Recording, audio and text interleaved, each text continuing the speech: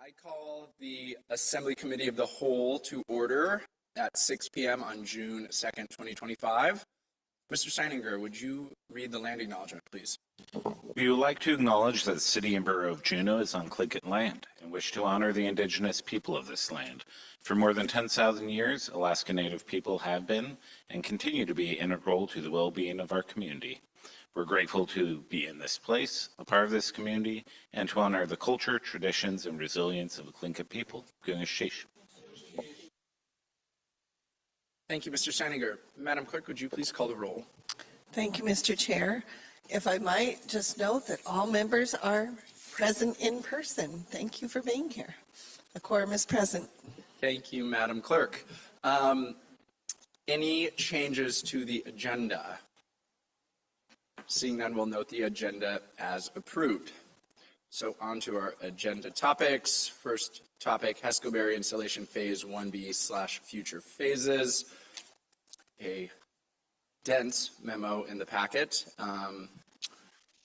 The manager does seek some direction from the Assembly, but Manager Custer, start us off, please. Thank you, Deputy Mayor Smith. So I have pulled together a very short presentation from images included in this memo, mostly as a way to help organize my thoughts and walk you guys through the memo. So next slide. This is an image of 1A at 17 feet. So if you recall, last Committee of the Whole, you gave staff direction to continue with installing HESCO barriers for on CBJ property. It was about a $500,000 project. We could do it relatively quickly. That project is wrapping up. And I just want to show that at 17 feet, the amount of public property that is protected there is significant. At 18 feet, you're protecting 271 parcels from inundation. So again, that work is being done. That decision was made, but I think was you can see here the significant protection that decision made. Next slide. So 1A at 18 feet does have some downstream impacts, and specifically there are 9 homes on Meadow Lane that would be adversely impacted as a result of 1A. And so this slide just shows how staff is working to try to mitigate that. And the proposed mitigation there would be a 3-foot tall, 30-foot wide super sack, so sandbag barrier across the trail that you see in the bottom right-hand corner. And we believe that would prevent a lot of the water from flowing into the neighborhood. And we do have permission from DOT to put that in a temporary manner. So that would be something we would deploy, like, when we know that the basin is releasing, we would deploy those super sacks, and then we would remove those super sacks. But the good news is we do feel like we have a way to protect not only the 9 homes adversely impacted from 1A, but also the remainder of the homes in that neighborhood, approximately 30 homes in that neighborhood. So let's talk about 1B, because really this memo is about 1B. So at the May 12th Committee of the Whole, we also asked for input from you on continuing to extend HESCO barriers all the way to Brotherhood Bridge. And this protects 96 additional parcels. However, there's a lot of housing units there, a lot of multifamily housing. So we calculated it to be about 190 housing units. Also, there's a lot of commercial property there, so commercial infrastructure. So pretty high value property that protects. However, extending that we don't have time to do any armoring there, and it needs about $1.4 million of armoring along that bank. So that would be something we would have to come back next year and do. There's also a concern that the weight of the HESCO barriers on that riverbank, if we did truly have a catastrophic event, right, we can't guarantee that there wouldn't be a failure there. Just installing the HESCO barriers on that, just continuing on 1B, is about an $850,000 project. And again, it's on non-CBJ, 8 non-CBJ parcels. And so you gave us direction on May 12th to go do some public outreach and get some more information from that affected area. And we did meet with every one of the property owners along there. And everyone except for Riverview Senior Living was amenable to putting HESCO barriers on their property. The memo states that without the mandate of an LID, it would be difficult to enter into people's property and, install those barriers if they didn't consent to it. And I think, we would use the same argument for that we have emergency powers to be able to do that, and it's a very valid argument. It's just, when we have the LID and the buy-in of all of those residents, it's just a stronger argument to be able to exercise those powers. So there's no legal argument there. It just is a stronger sense of purpose for phase one and the couple of properties that we have had that have been not amenable to installing barriers. Another challenge with phase 1B is that the armoring that would be required there is not on, so the property owners, the HESCO barriers would have barriers on, it are not the same property owners that would have the armoring. So in phase one, we were able to say, hey, you're significantly benefiting from the armoring, so you should pay more for 4 properties, and those 4 properties did not object to phase one. In this case, the riverfront property is owned by ADOT and a private property owner that owns just the sliver of riverbank and is not interested at all in armoring that property. It doesn't have value to them. Very amenable to the work being done and allowing us entry. It's just a challenge. It's, and it kind of weighs into that fairness issue as you guys evaluate how to proceed with 1B and who pays for what.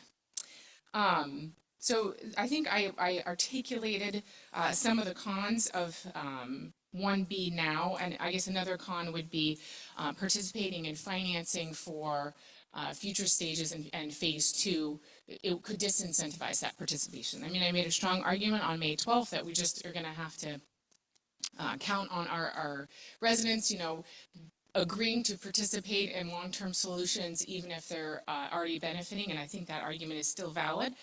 Nevertheless, we couldn't, for example, go back and do an LID for any improvement that has already occurred, right? So we could go back and do an LID maybe for the armoring, but not for the HESCO barriers because those HESCO barriers are already installed and the improvement has to be before the LID.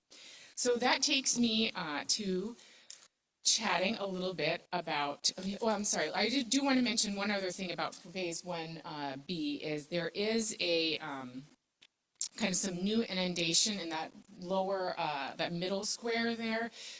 There's just some new water that we see in near the Pavitt's building and those parking lots. And we're still working with Michael Baker to see how that property would be inundated. But importantly, phase 1B cures and protects those Meadow Lane homes that 1A adversely impacts. So there are pros, and those pros and cons are outlined in your memo.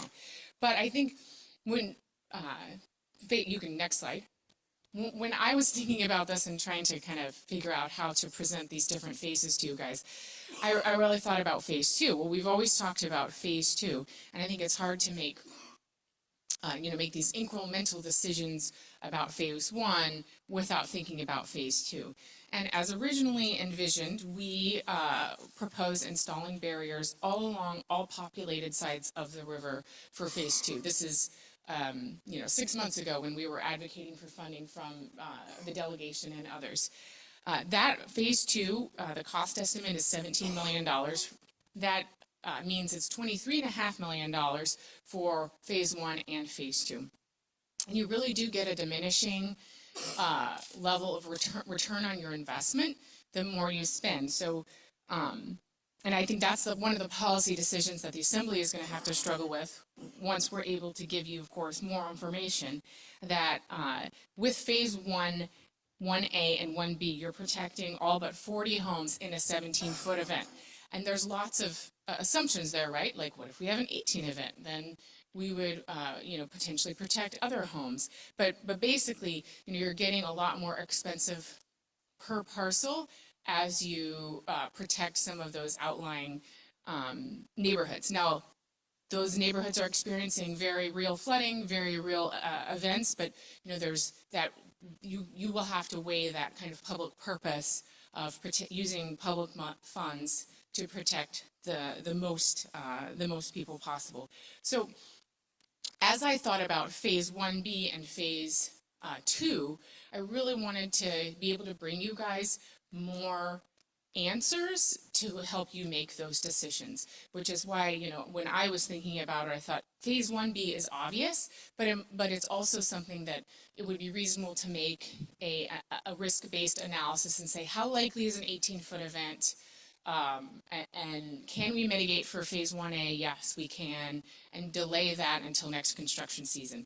The reality is we're going to know a lot more after our Yoka Loop season this year, and frankly, the public's going to feel a lot more motivated to participate and pressure you all for continuing flood mitigation if we have a really high flood event, and if we don't, that pressure will probably not exist as much. So just to kind of walk you through my thought process as I spent a significant amount of time trying to think through this.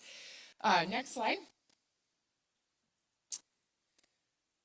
So the next real question that you've all been facing is, what about View Drive? It's just a really tough pickle. This thumb of property, of 20 properties, there's actually 22 properties, but 2 of them CBJ owns and are unoccupied, but it's 20 homes very close to the lake. Makes it their elevation makes it very difficult to protect those properties. So we have the U.S.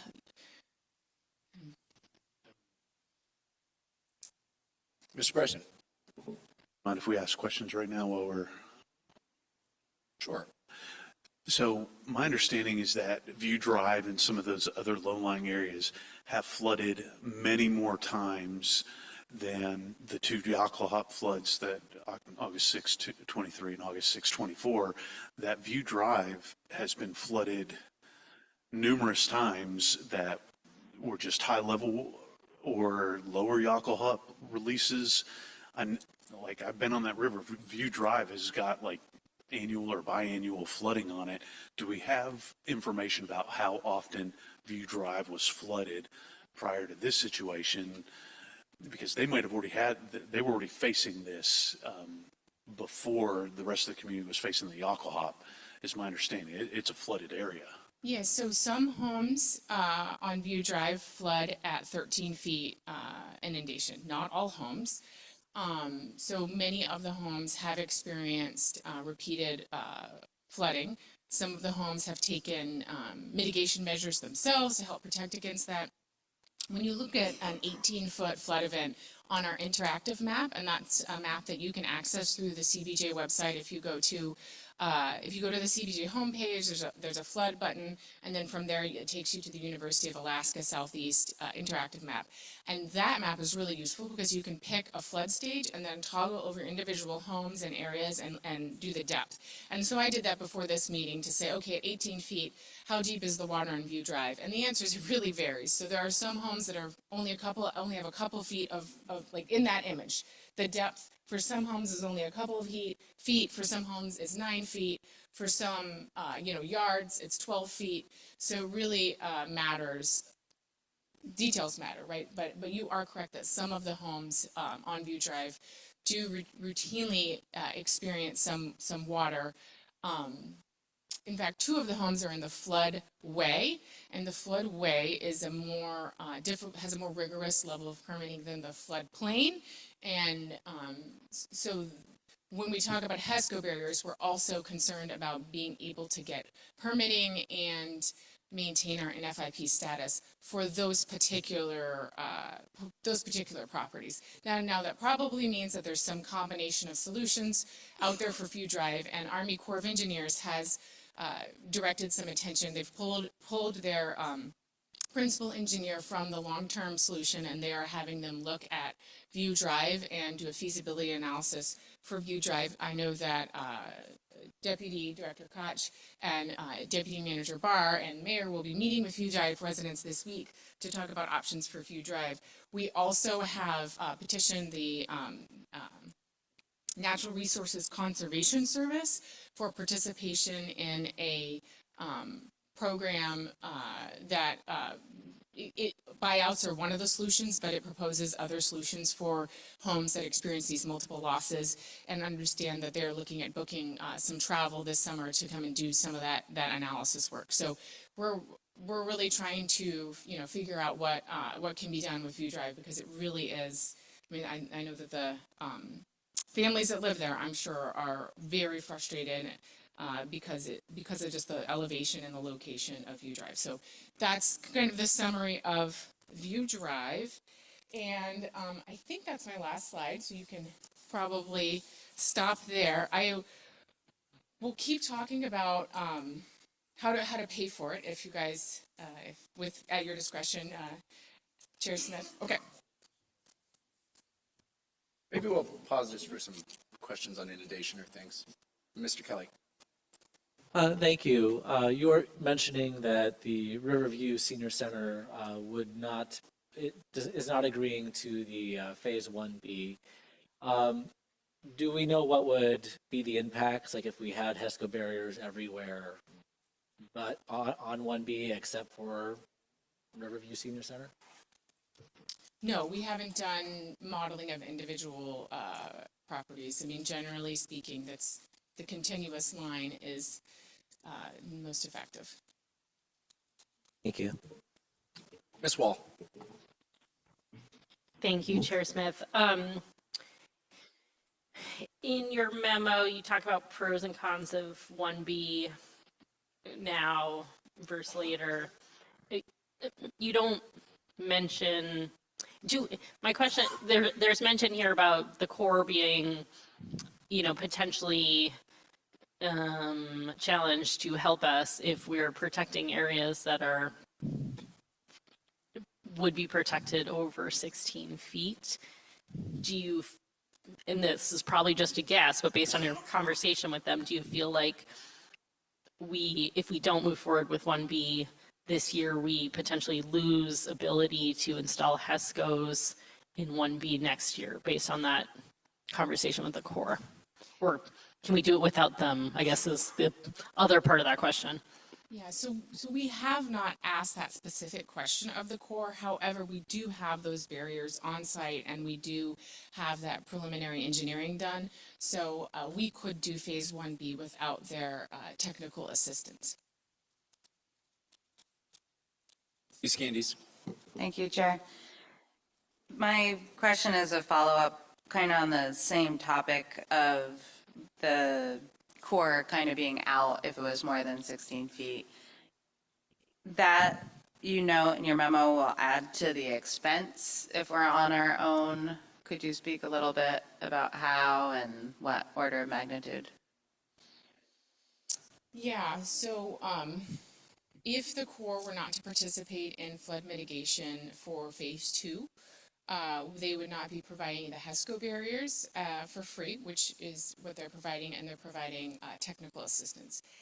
I want to say the cost of HESCO barriers would be a couple $1 million for Phase 1. I don't know if I'm getting, so let's say we Phase 1, a $6 million project represented a couple $1 million of HESCO barriers, so you could, let's say that's $6 million in HESCO barriers. And of course, the value of their technical assistance is harder to quantify, but almost more important because it adds that legitimacy to any work that we're doing. I will say, this was a conversation that we had with the Army Corps late last week. We haven't pushed back on that because I really want to understand a little bit more what Phase 2 looks like before we before we engage in kind of that push and pull with the Army Corps. They've been such valuable partners, and I feel like we just need a lot more information ourselves to be able to know what we're doing, to be able to kind of have those follow-up conversations. I also think that the event that we experienced this summer, I mean, if we have a higher event, then we'll have a higher record event that we will need their assistance with. So I'm not, stop talking. Quick follow-up. I appreciate that. And I was thinking that it was much more the technical assistance piece and the legitimacy piece and what that looks like to go it alone. But if it's something as clear cut as you can't have our HESCOs if it's over 16 feet, am I understanding that correctly? Because that changes everything in here, and I didn't get that from reading this. So are you saying that's a conversation or a remark that happened really recently, so you need more time to see if that is, no, you can't have our HESCOs, but it could be, no, you can't have our HESCOs? I think it could be you cannot have additional HESCOs and additional technical assistance for flood fighting over the historical event. They're still providing technical assistance, of course, for the long-term solution. Okay. I'll hold for and wait till we get through this. Kelly? Just to follow up to that, you mean say they wouldn't provide HESCO barriers, like we could still get them, but they would be at our own expense, right? All right, thank you. Correct. Manager Custer, I just had one question from, you said it, I just want to make sure I understand it, and maybe for others to hear too. You mentioned the modeling shows with 1A, which is nearing completion, that it would direct water onto certain areas of Meadow Lane. But you believe you have a solution for that, and that's the super sacking near the bridge or whatever, so that would protect those houses on Meadow Lane. Is that correct? Correct. It would protect those 9 homes that 1A would impact in addition to other homes on Meadow Lane. Okay. Thank you. Ms. Wall. I remember when we were talking about phase 1 and phase 2, and, it was, the idea of phase 2, we just put barriers up along the whole river, felt like, of course, that was the best we could come up with, and we didn't know much at the time. Like, after going through the process of putting these up in a strategic place where we were protecting most of the most vulnerable homes and pushing water to the undeveloped side, like, do we still feel like phase 2 as originally envisioned is the right, going to be the right fit? Or do we think we need less barriers than we thought at that point? Or it's actually going to be really hard when we get down to that lower river, and because there's properties everywhere? Do we have a sense after going through the last year of how much that initial proposal really reflects what we think it would look like today? Yeah, I think your thought process is definitely some of the struggles that I have had when looking at, where do we stop, right? Because we're getting that diminishing level of return. And it really depends on how severe of an event we think we're going to get. So if we think 17, which scientists cannot tell us, right? But if we think 17 feet is a reasonable assumption, then doing phases 1A and 1B protect all but 40 homes, according to our modeling, which, I think you'd be hard pressed to spend an additional $17 million to protect those 40 homes. But I think Director Koch talks about it just like chasing water, right? We're chasing water and we do something here and then we're like, we need to mitigate here. And so there's likely some additional mitigation and additional nuance that we can bring to you with more time and with more engineering that can make, that can do even better than that. But there will be a policy call that you will have to make, and you will need to make sure that you get your questions to me so I can get you the questions that you need to make that about, like, where's the diminishing level of return. But certainly when I look at the work that we have done, I feel like we've really done a lot to protect the Mendenhall Valley. Mr. Bryson. Thank you, Mr. Deputy Mayor. So I think I just want a real clear answer.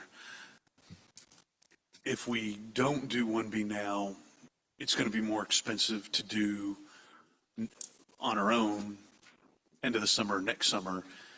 If we do 1B now, while we still have everything set up, that we would have substantial savings, like we would get HESCO barriers, or where's the split? It's not too expensive we do 1B now, but it's super expensive we do 1B later, or am I wrong? And it's just super expensive whenever we do 1B?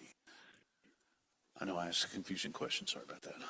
Yeah, so I think your question really revolves around the efficiency of doing 1B while we're still mobilized.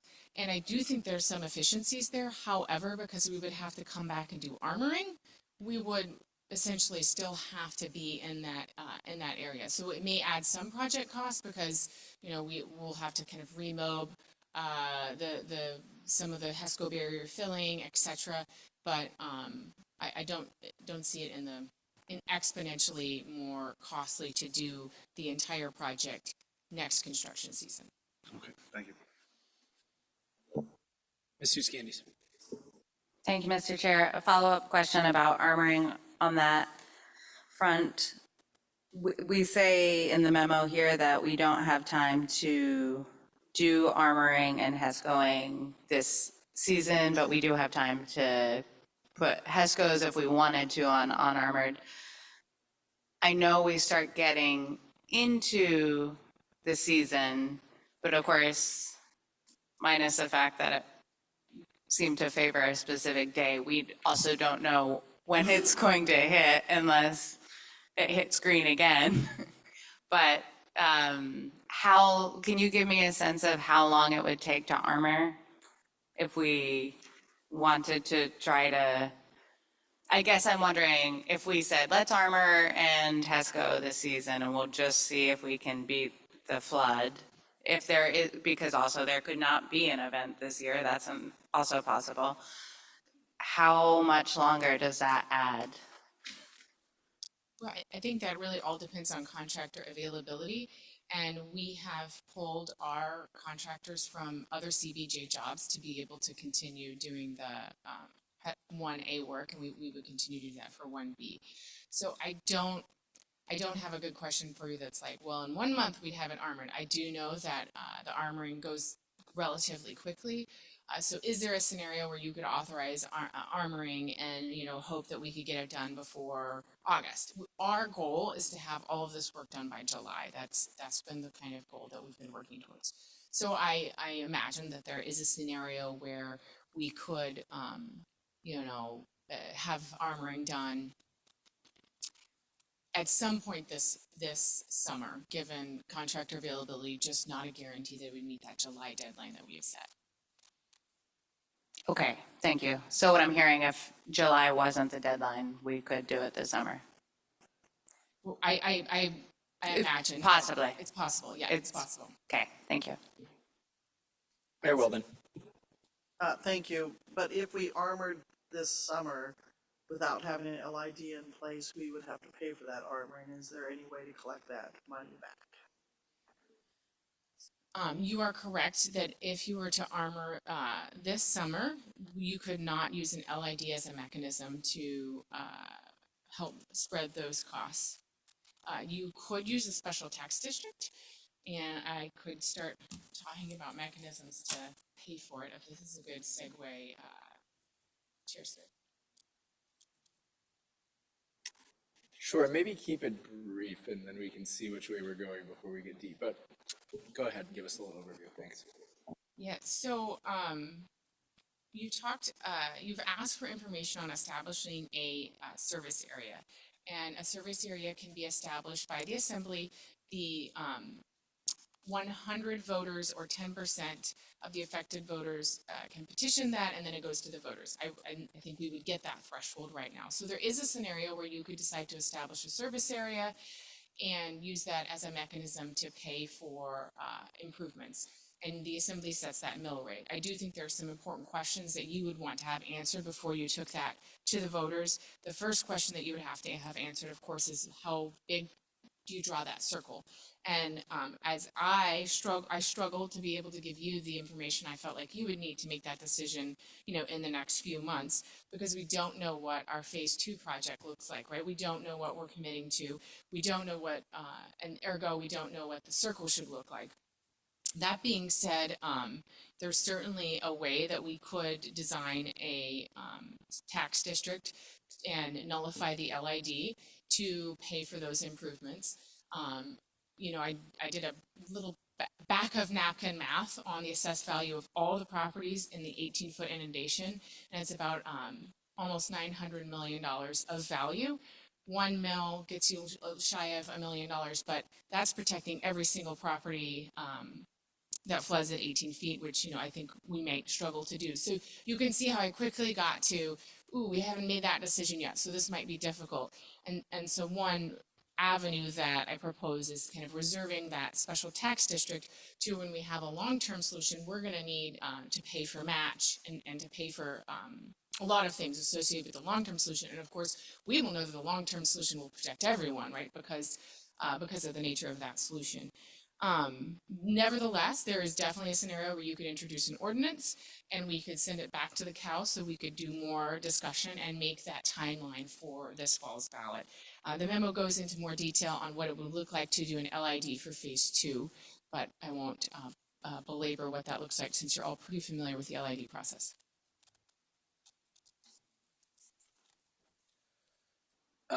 Ms. Hall, did you have a question? Yeah, have we discussed an LID for 1A and B?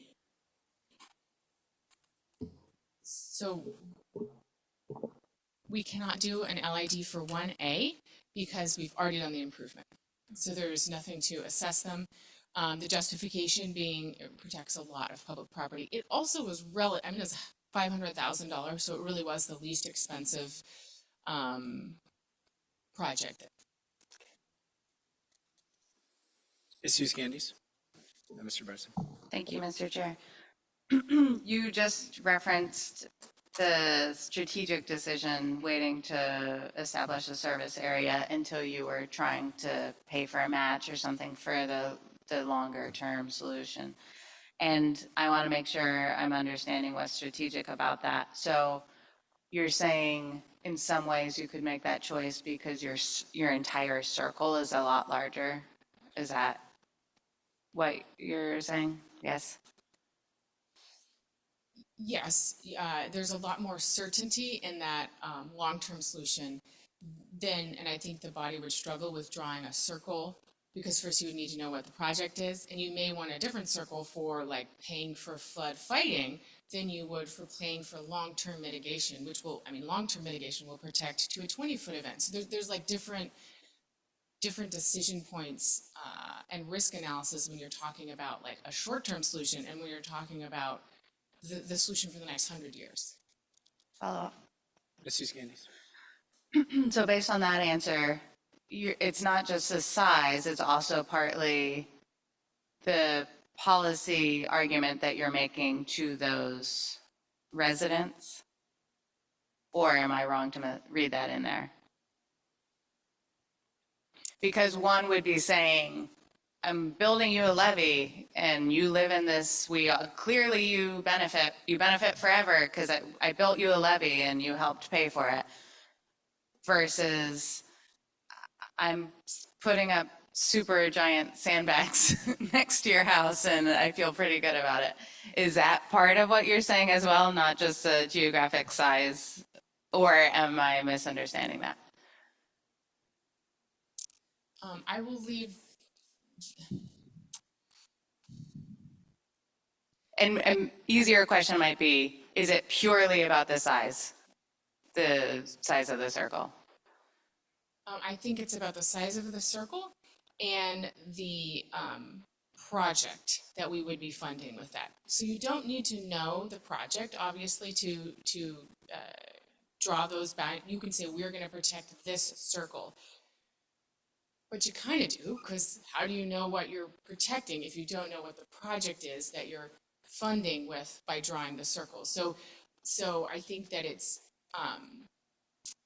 I think that at this moment in time, it would be difficult to draw a circle. But you could draw that circle. You could say, we want the circle to be 1A, and 1B. Manager Kester, and bring us that ordinance at the next meeting for introduction, and then answer these 5 questions at the next committee of the whole. And so it's very much doable to go down that path. Of course, it has very different, payment implications, right? LID, every parcel pays the same. Mill rate is assessed, value of your property. Median property value in that area, I want to say it's $415,000, but of course that includes vacant property as well, or, you know, so it's undeveloped property as well. So that piece I'm not opining on as far as like, do you do a LID, you know, and that impact that it has on the residents, and that's very much an assembly level conversation. I just struggle to give you the advice on how to draw the circle. Okay, thank you. Mr. Bryson? Thank you, Mr. Deputy Mayor. If we wanted to do something, say like add a service area for the valley for flood fighting and future flood protection, and one of the ballot initiatives that capped the mill rate at 9, would that service area be subjected to that 9% cap, which would almost like eliminate our ability to use it? I'm looking at Ms. Wright because I think that might be the question for her. Who wants it? Thank you. Assemblymember Bryson, yes, it would be subject to that cap. The only thing that's not subject are the geo bonds under that ballot initiative. And Mr. Kelly? Thank you. And would, you were mentioning that some DOT properties would be protected. Since it's the state, would they, I assume they don't pay property tax? You are correct. The DOT property would be, we would need to armor on DOT property. And follow up, like would they be contributing anything if it was the lid? I think technically we do assess state properties. I don't know what our success has been in getting those state properties to pay those assessments. I know that I have dealt with this a lot in a former role and had, you know, the state agency kind of depends on how they participate based on how they feel like they are impacted. So I think there is a scenario where if DOT is like, that's vacant land that, you know, we just have an easement on, which we have a lot of parcels like that, that they would make an argument that they would not participate in the LID. Thank you. Paul? I think I'm good for right now. Thanks. Please. Thanks, Mr. Chair. Just a quick one. With Riverview Senior Living Complex being the only hard no out of those other properties, we're communicating with the out-of-town landowner that because they are the one who would be paying.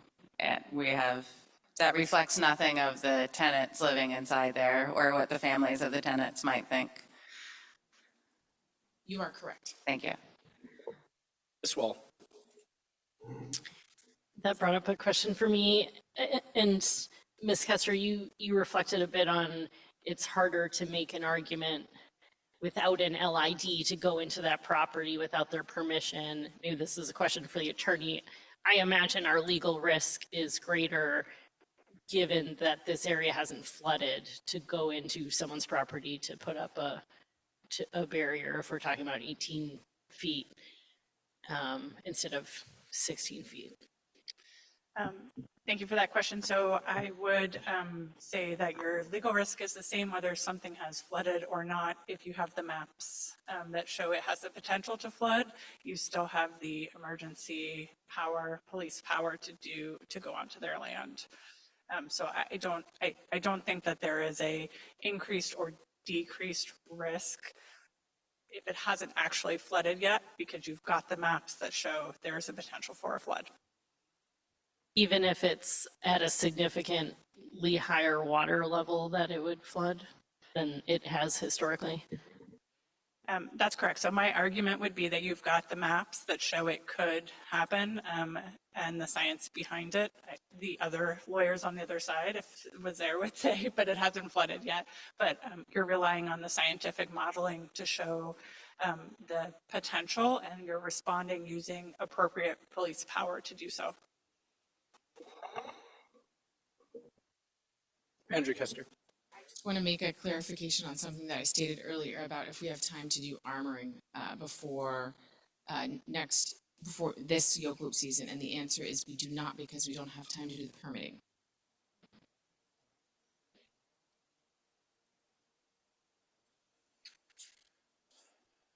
Very good. More questions? Yes. Last one. More use candies. Last one, generous, Chair Smith. Just a quick one, the other funding sources that are noted, you did talk about the 6 million of CDBG DR funding. And it just made me curious because I know those funds can be used for buyouts, or I believe they can be used for buyouts. Do we have any sense, just because we reference View Drive, but I'm also thinking of where we're talking about diminishing returns, 7 houses, $17 million or something like that, smaller and smaller. Have we done any work to have any sense of what the dollar amount could look like buyout wise? So, no, but we do know what the assessed value of those properties are. I don't know that that would be the total cost because, of course, there's for some programs we have to turn the property into park space, so there's a significant additional cost with demolition. For example, the NRCS program is a cost share. The federal government pays for 75% of that, and the local match, whether homeowner or municipality, is 25%. And then in addition to that, there would be some like remediation costs. Mr. Kelly, do you have a question? I think so. This is in follow-up to Manager Kester's comment a moment ago. It's about the permitting. Like, do we currently have the processes to do an accelerated permitting if we needed to? And if so, would we have the staff power to do so? So since I incorrectly stated that we might be able to do barriers this summer, just because I know how quickly Gene Cheeseman can work, and I was corrected by my staff who said we could not do them this summer because of permitting, I'm going to answer that it's not our staff that is limiting the permits are both through DNR and Army Corps and CBJ to maintain an FIP status. Thank you. Very good. Seeing no further questions, maybe let's try a motion to get us going here. Madam Mayor, did you have something? Certainly. Tough on this one. I will pick option 2, direct staff to further develop concepts and LID for phase 1B, aiming for construction next season. And my second option would have been do nothing, but I think if we develop the concepts, we can always go to defer to do nothing. I agree with you there. You've heard the motion. Any objection? Ms. Wall and Mr. Kelly. Not objecting necessarily to the option 2 relative to those other ones, but kind of a question about, my understanding of why we've been talking about 1B is because it was potentially easy to get done quickly. And I would, as we explore that, I'd want to know more about phase 2 and View Drive, and having an extra year, I think lets us think about all of those, because I don't necessarily think if we have time, more time, that we shouldn't be saying 1B is definitely the only thing that we're doing. I want to weigh that relative to, something more likely to flood or, however, I realize it's the low cost option and it saves a lot of homes, but I just want to consider it in the context of the other things we might do. So just going to, maybe this is a question to staff. Is that kind of direction helpful right now, or is this option written as in we want direction to kind of very clearly focus on 1B?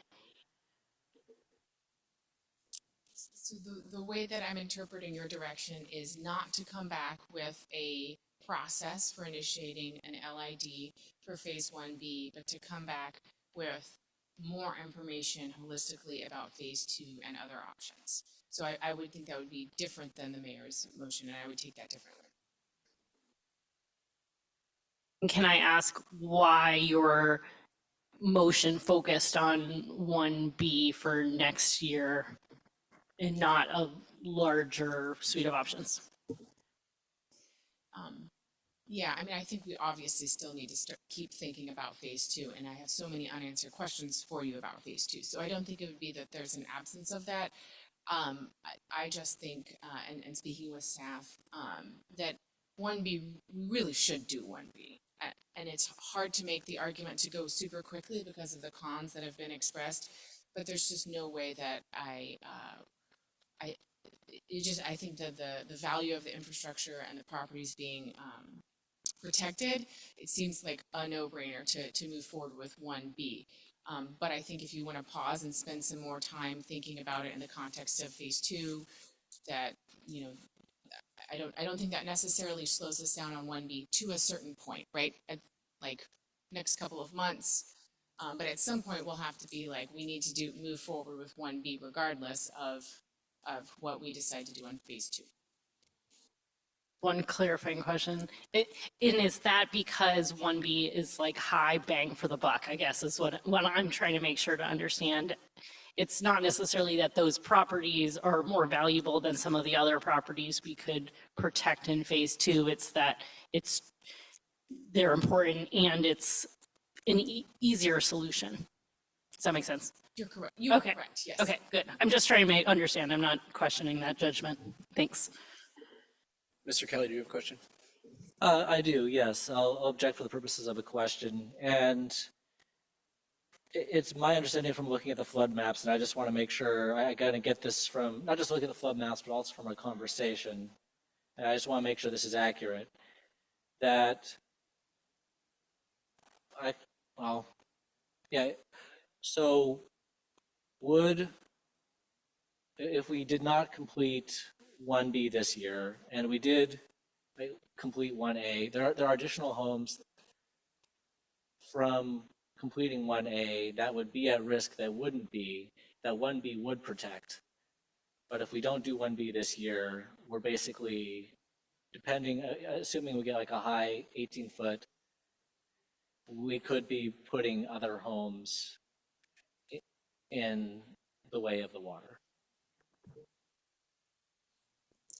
Mr. There would be 96 parcels if we did not do 1B that would flood in a 18-foot event. We would attempt to mitigate the impact on 30 of those parcels that are in Meadowling. Thank you. I'll maintain my objection. Very good. Further questions or comments on the mayor's motion? I guess my comment is just that we don't seem to have a way to fund this fairly this year. We don't have a way to armor the bank and ensure the barriers are going to be properly installed this year. So therefore, to me, it just doesn't seem like the right amount of effort. I mean, obviously, we want to do as much as we can, but this one just doesn't seem to make sense to me to put in funds and I don't. I'm just speaking to your motion, in support of your motion. Ms. Uscandi's comment. Thank you, Mr. Chair. I have a comment on the motion, since that's a good thing for the public to hear when we're having public meetings. The reason I was asking about armoring is I think you made a good point on trying to find a path that talks about paying for things, both to find the money and both to do it fairly with regard to what we've already done with the first group of folks. But if I'm hearing that we can't armor and we can't, I don't have a lot of interest in HES going without armoring, which is why I asked about armoring, because I think I could support saying, all right, let's not take the chance, let's just keep going until it floods, and that is a situation where I could consider it. But hearing that, no, that's not an option, I just think that's yet another reason why this is the smart thing to do. And with that, I remove my objection. You, Ms. Hughes-Candies. I'll actually object for a purpose of the question. With the mayor's motion, and should it be approved, you're still going to be, there's still going to be work being done on phase 2, correct? Yes. Very good, thank you. I'll remove my objection. We have a motion and objection. Mr. Kelly? I'll remove my objection. Very good. Any further objection to the mayor's motion? Seeing none, that motion is adopted. Madam Mayor. Thank you. And I think we do have appetite for a service area, perhaps not as quickly as it says in the memo. So my motion would be direct staff to continue developing concepts of a service area for the long-term solution. Hopefully that gives staff enough direction. You've heard the motion. Is there objection to the motion? Seeing no objection, that motion is adopted as well. Manager Kester, is that all you needed on this agenda topic? Very good, thank you. All right.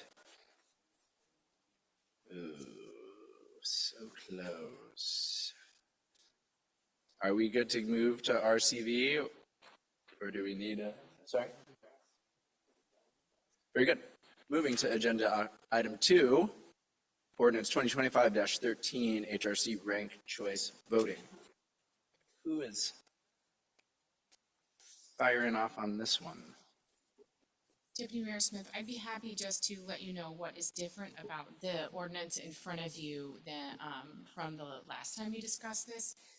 The version in your packet today includes language that makes it possible to implement ranked choice voting for multi-candidate seats without choosing designated seats. You recall there was a lot of discussion last time you talked about this, about the school board seats having to choose designated seats. And after talking with Dominion, who does our voting machines, they can do a cascade style voting and implement ranked choice voting for those seats without them having to kind of change their practice. So I just wanted to clarify that that's the change in the version in your packet. Very good. Thank you, Manager Kester. We also have Deputy Municipal Clerk Hirsch here, who's pro on election things. But any questions on the topic on the ordinance? Mr. Bryson. Thank you. Your previous explanation was helpful, but what about in an assembly election, with it being 2 seats, would the same effect be in play if there's like, I got a 1-year seat my first time out because there was 2 seats in that District 2 column? How would this be impacted in an assembly race?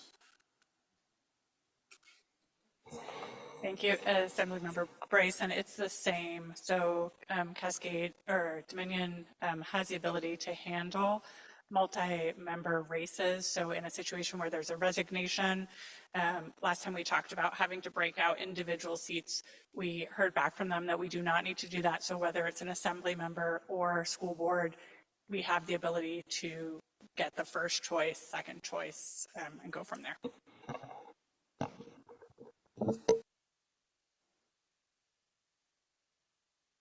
Mayor Weldon. Thank you. I was asked this question before, so I'm just getting it out to the public.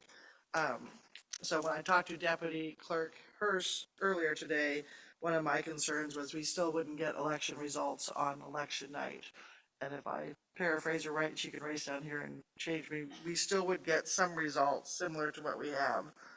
So if you had one candidate that was way ahead,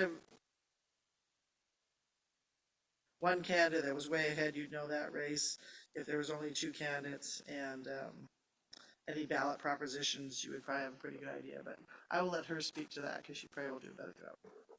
Thank you. This is Andy, Deputy Municipal Clerk Hirsch.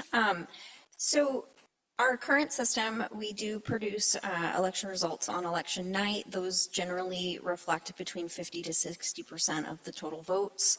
By the Friday or so after the election, our total votes are generally in the 80 to 90% range. If we move to ranked choice voting, we will have the ability to produce first round or first rank results, kind of like the state of Alaska does. So people's top candidates will be available in basically the same proportions and at the same timing as we currently do. We would not be able to run the rank choice portion where you drop out lower candidates and figure out who the eventual winners are until after the Canvas Review Board meets and we have all ballots approved for counting. So like Mayor Weldon said, that means that for ballot propositions that are just a yes, no, we probably would have a really good idea. Any race that's really close, we still won't know until after the Canvas Review Board, regardless of if we're ranked choice or if we stick with our current method. But ballot propositions that are just a yes, no, races that only have 2 candidates, or races with more than 2 candidates where one person has a very large majority or it has a very large lead over the other candidates, there would be, it is probable that the results that we produce on the Friday after the election would remain throughout the remainder of counting.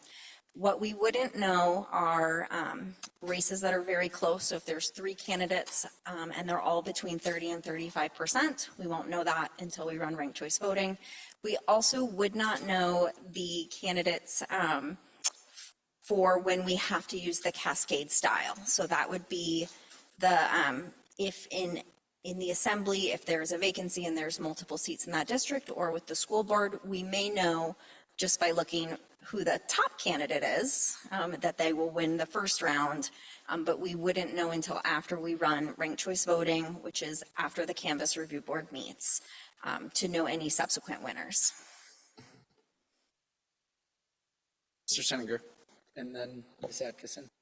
Is it like a technical limitation or a legal limitation that we couldn't run, and at each update for ballots, that we couldn't run a sample of the ranking? It is not a technical limitation. I don't know if there is a legal limitation. This is what the state, this is based off what the state of Alaska does with their ranked choice voting. I will say one of the issues is with ranked choice voting, the results can change pretty dramatically when you don't have the full set. So when we ran on election night between 50 to 60%, if we're actually ranking all of those through, that may look very different to the results that we produce on Friday. The more different results we produce, the more election integrity can be called into question by the public. Ms. Atkinson. Thank you, Mr. Chair. I just want to clarify on the Canvas Review Board timeline. Basically, wouldn't have certain results for your 30%, 30% spread or anything like that until at the same time we'd have certified results for elections as we do it today? Correct. Thank you. Mr. Kelly. Thank you. So with the cascade system, it's my understanding from reading this that we could, so basically this first person winner would be winning with a ranked choice majority, but the second person would just have a plurality from the remaining candidates. Is that correct? I don't believe so. Let me see if I'm understanding your question correctly. So if we have 2 open seats and 4 candidates, people rank their top choice, and that would run just like the state, right? So if somebody is a clear winner, they get 50% of the first place votes, they're elected. If they don't, you drop the lowest candidate and votes are redistributed until you have a winner. Then to determine who the second winner is, you would functionally remove the winner from everybody's vote ballot and shift everything up. And so in that case, then you run the results again. And so every person who votes, presuming they fill out or they rank at least 2 candidates, their vote will count for both races. So it won't necessarily be a plurality. Does that? Is that does that answer your question? I think so. So it'll be a majority of the remaining votes, but it could be a plurality of the, never mind. I'll probably follow up offline. Sounds good. It's very similar to how we do block voting now, where in a school board race, if there are 3 open seats and there's 6 candidates, you get to vote for 3. So this maintains the ability for a person to basically vote in each seat. Kelly. So as a follow-up, in block voting, so as you said, we get to vote for 2 people, but in this system, we only get to vote, we're basically just voting once. Like we're ranking people, but we're just, okay, so we do, okay. I think we're having we can definitely follow up on offline anytime you want. I think we're having a bit of a definitions issue. So with the cascade style, every person who votes, assuming that they, just like in block style voting, even though you can pick 3 candidates, some people still only pick 1, right? So not accounting for that, but if people rank their choices, one of their choice counts towards picking both the first candidate and picking the second candidate. They're not dropped from the system. And so they get to vote basically in both races. No? Mm-mm. Maybe let me try 1 second. So my understanding from watching the video and some other things was, say there's a school board election with 3 seats available and there's 6 candidates. The ballot would have the 6 names and people could rank them they would just rank 1 through 6 or 1 through 4 or 1 through 2. I mean 1 and 2, but they're just ranking the list. They're just voting them down 1 time. Is that right? Correct. So you're just ranking the list as far down as you want to rank them. Mayor Weldon, then Ms. Candies. Thank you. Another question I asked Deputy Clerk Hirsch earlier was, would the delay in waiting to the Canvas Review Board change our assembly reorganization meeting in October? So I'll ask that question. It would not. Ms. Candies. I no longer have a question. Further questions on Madam Clerk? Following up on Mayor Weldon's question, it would not change the timing of the results, but just so everyone is aware that it could, and has always been the case, the Canvas Review Board could be delayed by up to 3 days. That then would have a domino effect on when the mayor can contact whoever is elected and get the committees figured out. So there's a compressed time if you're looking at later in that week having the final decision and then having a Monday meeting right after that to where your committee reorganization, deputy mayor process takes place. Ms. Atkinson. Thank you, Mr. Chair. Just to clarify on that last point, but currently the Canvas Review Board can also be delayed. Yes? If I might, Mr. Chair, that's correct, Ms. Atkinson. It has been in our code the entire time I've worked in this office that they can be delayed on a day-to-day basis for up to 3 days. It's happened once, and that was during COVID in my tenure. Further questions from the committee? Seeing no further questions, anyone interested in a motion? Ms. Hughes-Scandies.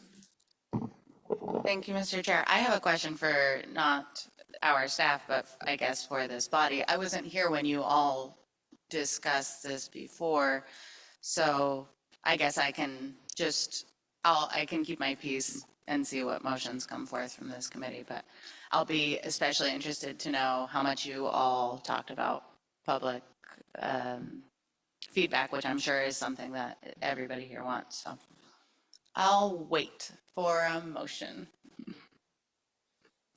Okay. Mayor Weldon. Thank motion. you. I would move ordinance 2025-13 Cal version, if that takes care of the clerk's amendments to the full assembly. Very good. Objections, Mr. Kelly and Ms. Adkison, Ms. Hughes-Scandies. Thank you. I think this cascade amendment is interesting. I'm not sure that I'm completely ready to endorse it. I think it might be simpler for most people to maybe have, specific Cs like a 1A and 1B, or an area-wide A and an area-wide B in the case where we have a resignation or something along those lines. It's my understanding it wouldn't take a great deal more to change that. We would need a charter amendment. We can do that as well in the ordinance.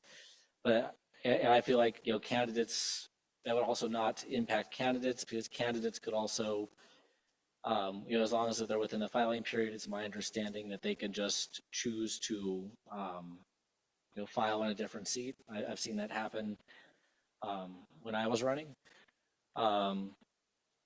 So I think I would like to explore other options more. I'm not sold on the cascade. If anything, I would probably move to strike this portion, but I'll wait for the opinion of the rest of the assembly. Very good. Ms. Adkison.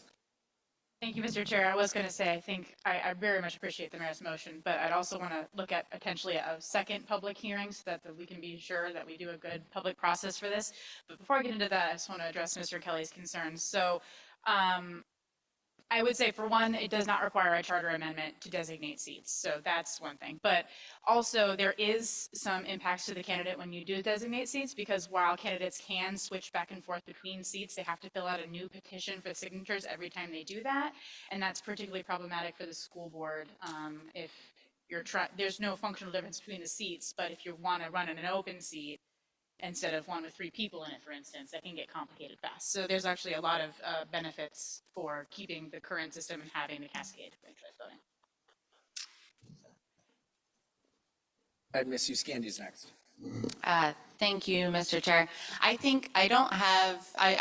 eager to hear what the public thinks about this, for getting into the weeds of exactly how this works. I love that we do ranked choice voting at the state. I love that we voted to keep it. So I don't have a problem saying, yep, and this is how the state of Alaska votes, and this is how we vote locally too. It seems like you guys worked out the kinks in that. I was just going to say, sometimes I look at our mechanisms as a body. You frequently heard me say, oh, we never get to talk to each other besides a cow, but also we want to keep the cow moving, so we can only ever talk to 1 or 2 people. And the reason I say that is because in some ways, I'm very excited about our communications department and how that will improve our ability to engage with the public. But this seems like the perfect kind of thing where moving it to the full assembly, almost to me, I'm like, what would it look like if we had just a public meeting and we said, we're getting ready to move this to the full assembly, and this is an informational meeting and it's in the chambers, kind of like we do when we're doing something weird like Kuna Totem or some more of our oddball projects. So I'm just throwing that out there for our consideration, because I wonder what else public feedback. We've also taken public feedback at committees like Lands and Public Works. I feel like I don't love that, because it doesn't feel that, I feel like you don't get as much engagement as you do with the full assembly, and it's essentially the same thing. But I'll certainly remove my objection, but I wish there was something better than moving this to the full assembly, just because I feel like for people who aren't geeking out over our process, then it feels, it brings up these strong emotions in them if they're not sure if they want this or not, because it feels like you're just a step away from making a law and you don't really want my opinion. You've already decided on this. So I just bring this up because I know people have strong feelings about elections, but I'm happy to let it go to the full assembly. And with that, I remove my objection. You're good. Mayor Weldon. We could bring it to, the full assembly as for public hearing and bring it back to the Cal also, that's an option. It's an option. Further comments, Mr. Kelly, do you have a question or anything? No, the mayor beat me to. She said exactly what I was going to say. Very good. Just to, I guess I'm object for a question. I guess I'm just trying to think of what we would want to show the public at a public hearing. I mean, I don't know if just having them speak about an ordinance would be that useful, or if they'd need to like see examples of what it looks like. And anyway, I guess I'm just kind of thinking about what's actually beneficial for the public to better understand. And I mean, another thing we also need to recognize is this is not impacting the 2025 election. If it does pass, it will be impacting the 2026. But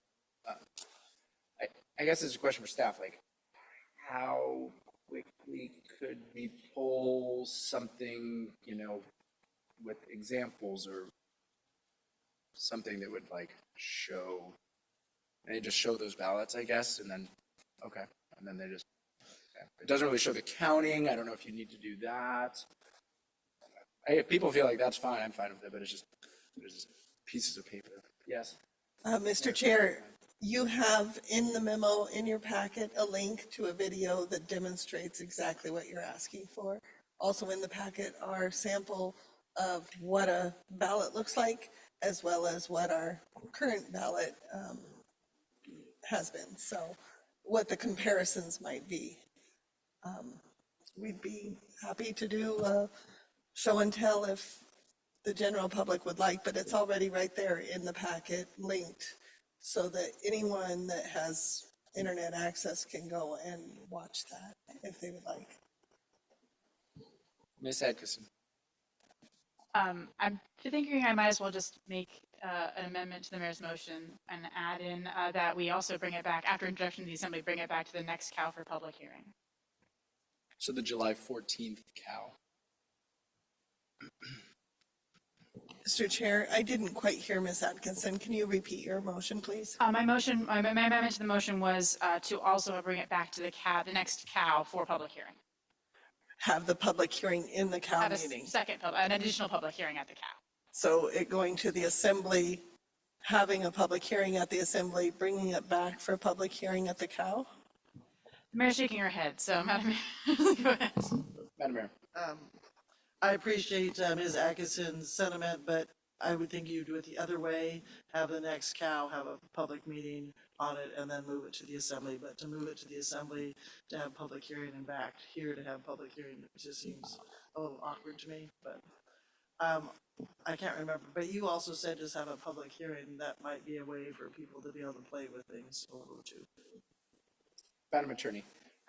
If I may suggest, just to keep your cows clean, if you want to have a special meeting to talk about ranked choice voting and a public hearing at a special meeting, that's probably cleanest. I don't know that you want to start opening up your cows for public hearing, but you certainly could schedule a special meeting, wherever you would like.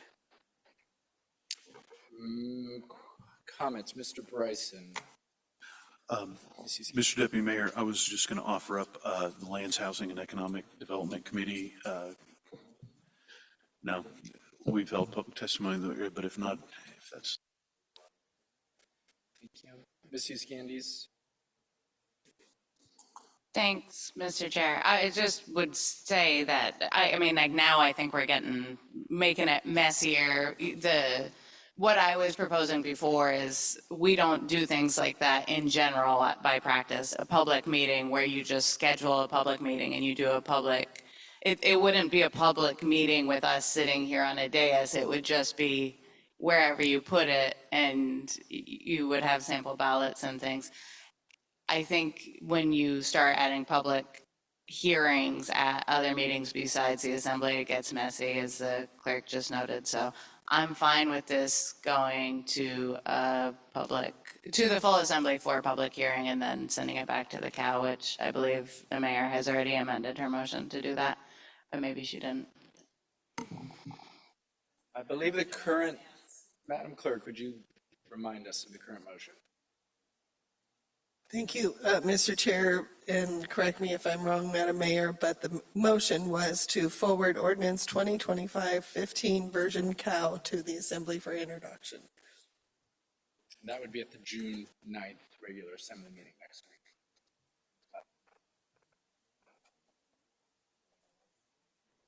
I mean, I think that's what I'm we looking do. for the will of the body. I am too. I would be happy to do that to public hearing and move it back.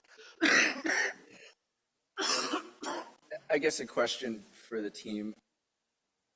I mean, I guess we could just have public hearing at the June 9th regular assembly meeting? No? Okay, so we need to do a special meeting for it for the July. The standard public hearing would be July 28th, but I think we are saying we would like an additional public meeting before adoption day. So.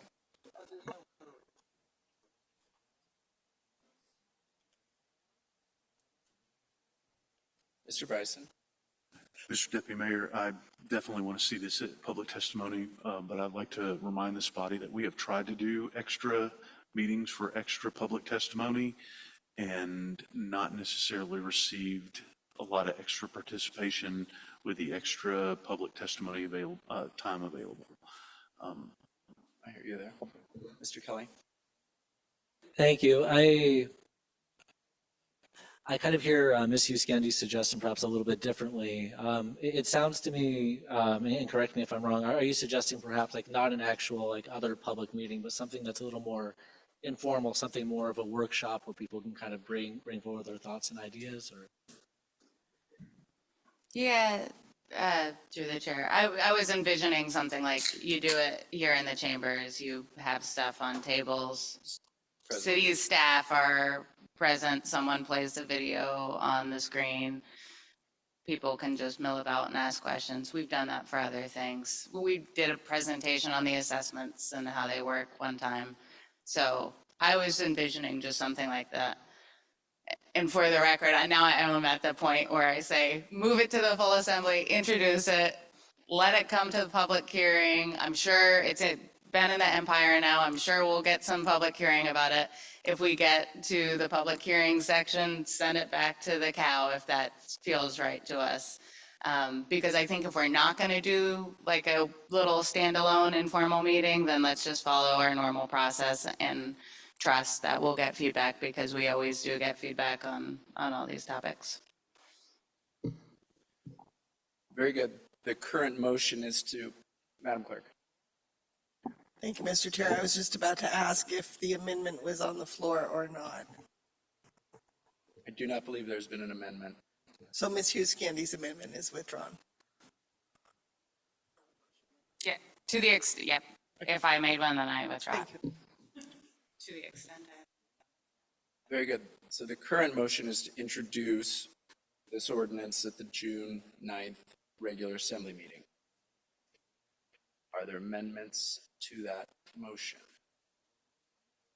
Is there objection to the motion? Seeing no objection, that motion is adopted. And we'll take a 7-minute break. We'll be back at 7:25. Thank you, Deputy Clerk Hirsch, for your work. Thank you.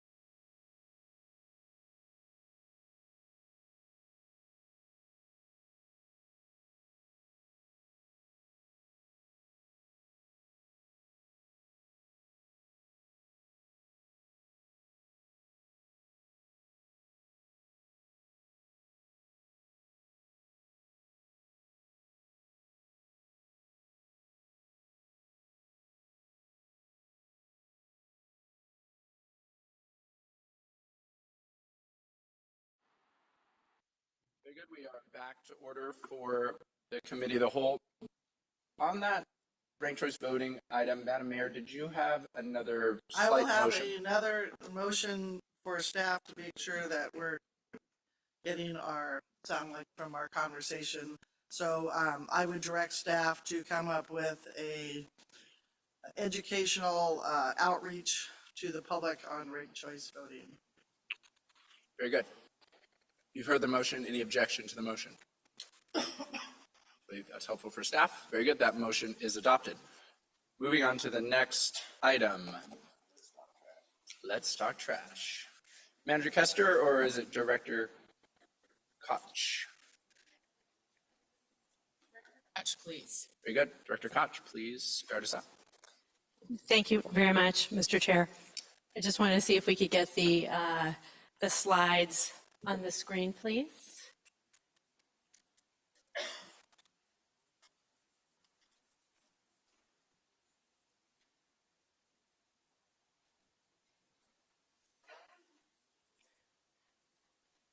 If not, I could go with just, if you have it in your packet while the slides are loading. There we go. Okay. Thank you very much. I am really excited to be here tonight to talk to you about garbage, and I am being sincere about that. This is a topic I really like to talk about. More recently, in 2021, the Assembly had established waste reduction goals as one of the Assembly's goals. So we have been spending probably about 3 years at the Public Works and Facilities Committee talking about trash items. We actually reclassified an existing position, that is Diana Robinson right here, and created a new environmental project specialist from a previous position to really dive deep and she's our subject matter expert along with Stuart Ashton on waste items. And it's really interesting as we have looked at this issue. We have a great website, and there's a URL to it at the back of this packet. But there's a bit of a timeline. And what caught my eye is that we have been talking about trash in this community since 1984. In the early 2000s, the estimate on the lifespan of the waste management landfill in Juneau was about 30 years. So here we are. I think it was 2004. So, a little more than 20 years later, it's like, oh, I'm coming to tell you that we've got about 10 years left of lifespan left on that landfill. It's a little bit hard to know precisely how much lifespan is left in that landfill because it's privately owned and operated. It's sometimes hard to get really precise information, but we rely on some information that they have to disclose to the Alaska Department of Environmental Conservation. And really I'm going to go into a couple of more details, but not much, but really to some extent, I feel like the punchline is I want us to think about trash and the future of trash for this community, because if we wait to the day where one day Waste Management makes an announcement that their landfill is closing, they'll probably give us 2 or 3 years worth of notice. And if we wait until that point to start having this conversation, it will be too late. There's a long lead time on, getting the capital in place if we wanted to do something different.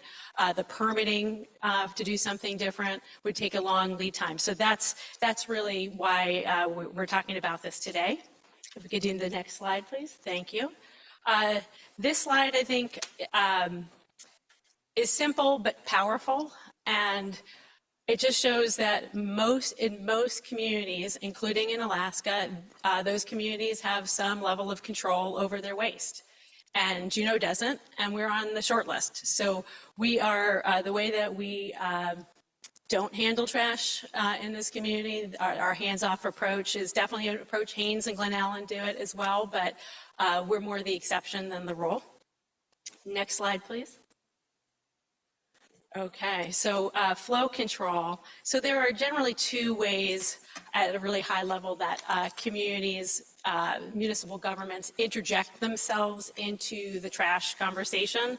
They either own the waste, they get into waste hauling, so they own a certificate of necessity and convenience from the Regulatory Commission of Alaska, or they have some control over the solid waste disposal methods.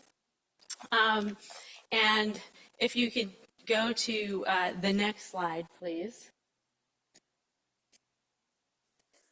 I want to talk sort of more tangibly about what it means, I think, for this community to not have any control over its municipal solid waste. We do, I've said in the past, we nibble around the edges, we do recycling, we do household hazardous waste, so we do some really good things. But I wanted to give some tangible examples of, essentially, I always say when it comes to things changing at the landfill, oftentimes I think citizens, understandably, because in most communities have some level of control over their municipal solid waste. So when residents have questions or concerns, they come to you as an assembly, or they come to us as staff.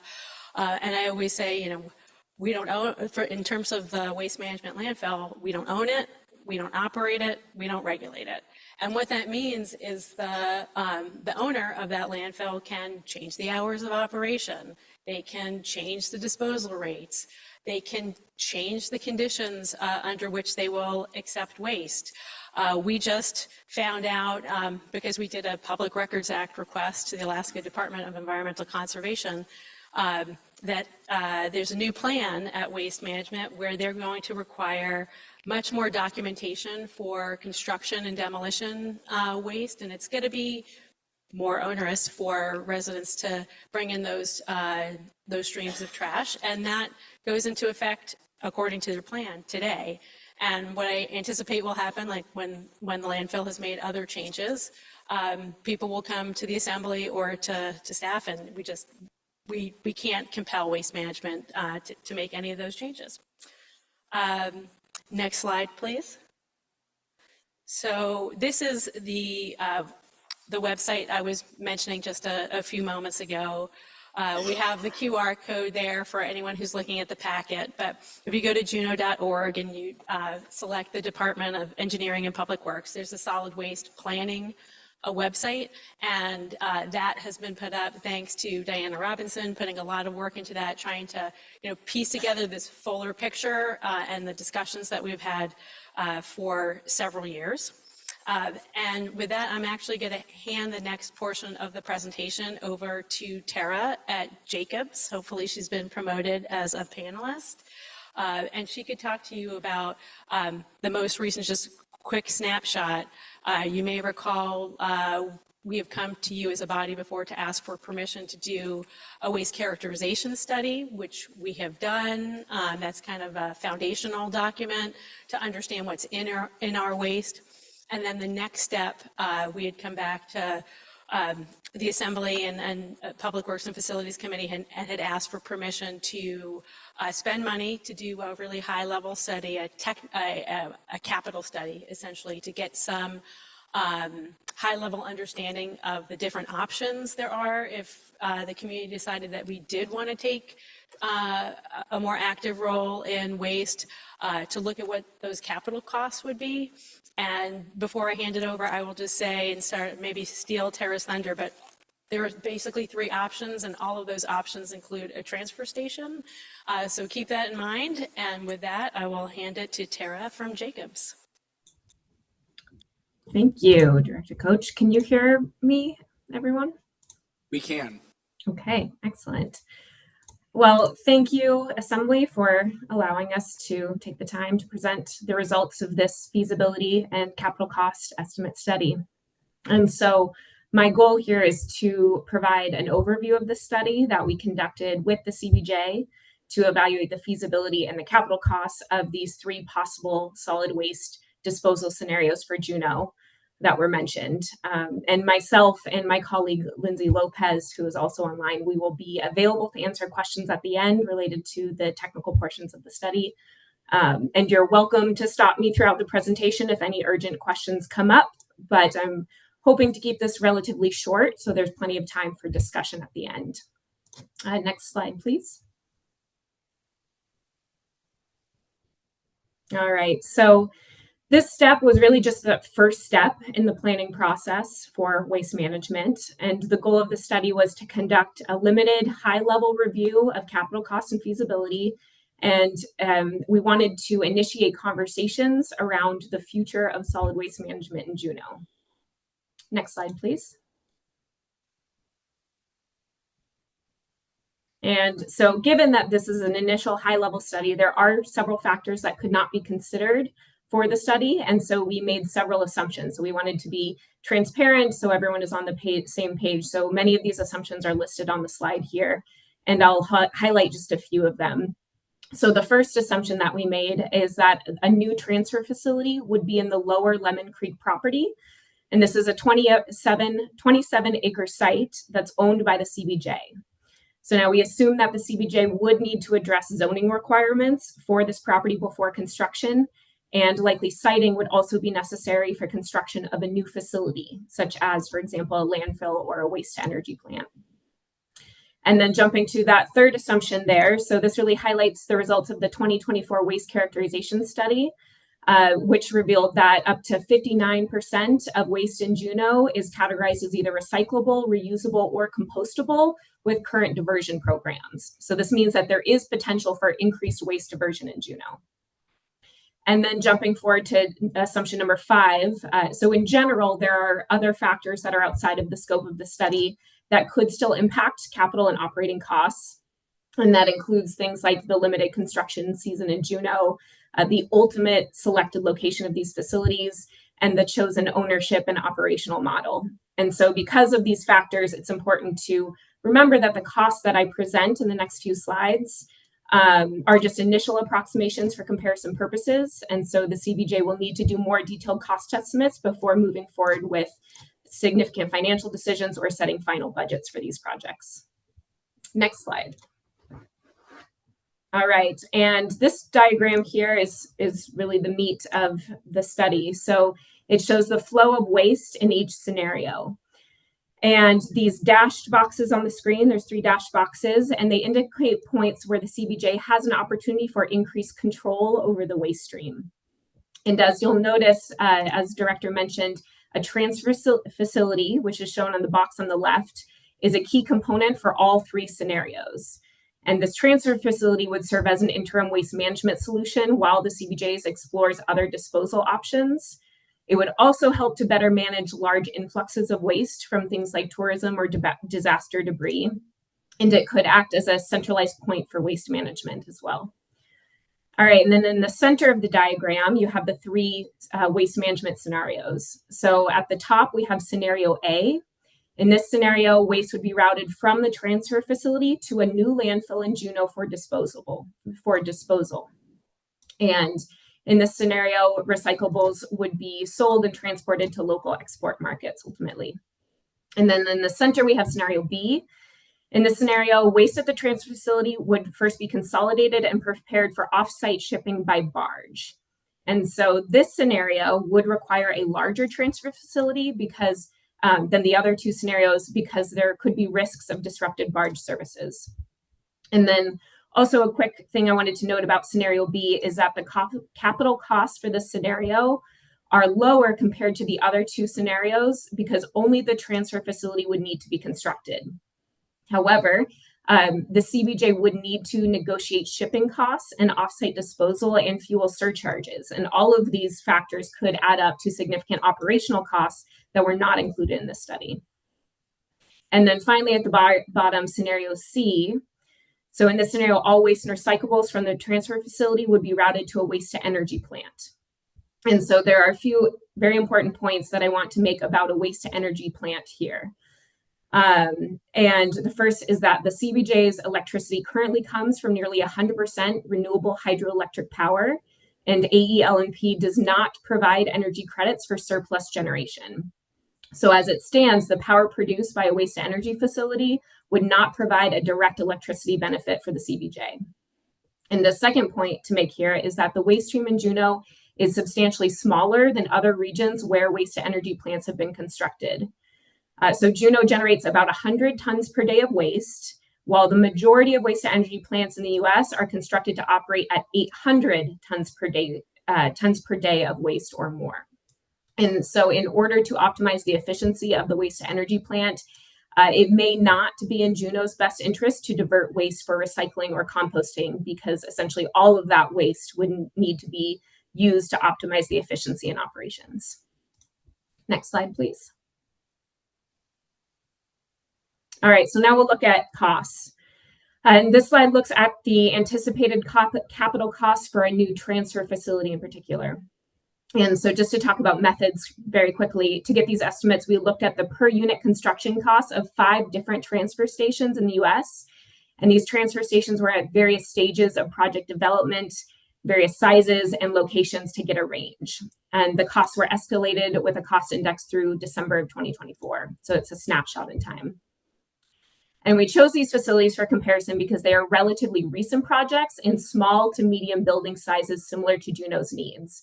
And I'll mention that the facilities are listed in that column on the left in the table.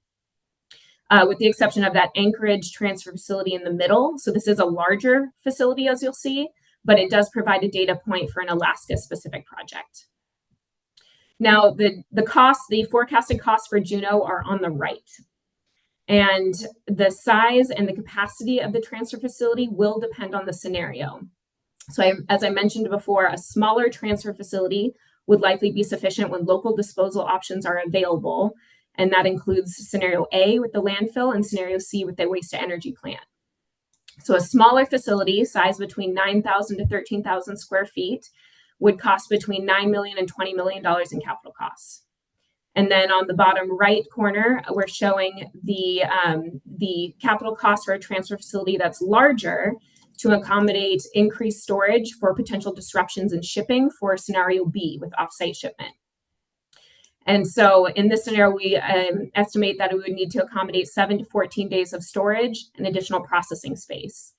And this larger facility would be sized between 13,000 and 26,000 square feet and would be estimated to cost between $14 million and $40 million in capital. Next slide, please. Mr. Deputy Mayor. Ms. Miller-Castman, we have a question. Yes, please go ahead. Bryson. Yes, ma'am. We knew that previous times that we looked at waste to energy that Juneau didn't produce enough. Did you look at an incinerator so that we could potentially get rid of that 100 tons or dent that 100 tons a day, but not convert it to energy? Was an incinerator looked at in this process? Director Coach, would you like me to answer that? Yes, please. All right. We did not consider just an incineration without energy capture in this analysis. We only considered with energy capture to get the benefit. Any follow-up questions on that? Doesn't appear so. So please continue. Thank you. Okay, thank you. All right. So now we'll present the landfill capital costs. And we use the same comparison method to estimate landfill costs, and the landfills that we considered are on the left in the table. And it's important to note that the capital costs for landfills can vary significantly based on the landfill geometry and design parameters. But for this estimate, we use very conservative parameters. And the costs for a 50-year landfill are at the top right. And we estimated that a 50-year landfill would cost between $50 million and $162 million. And now a 100-year landfill is also listed. It would cost nearly double, but this would set the stage for more regional waste management. And it's also important to note that there are differences in the timeline of investment between a landfill compared to the transfer facility and the waste to energy facilities that I mentioned, because the capital costs for landfills are applied in phases as the cells reach capacity and new cells are constructed. While in contrast, the capital costs for transfer stations and waste to energy facilities are required upfront and likely would require significant replacement capital over the same time period.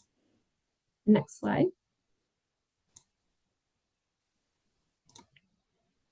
All right, so now looking at the waste to energy facility capital costs. And as you'll see, the results are presented differently here, and that's because the Jacobs Waste to Energy team could forecast costs by modeling using data from 18 different waste to energy plants that were built in the United States, the United Kingdom, and Asia.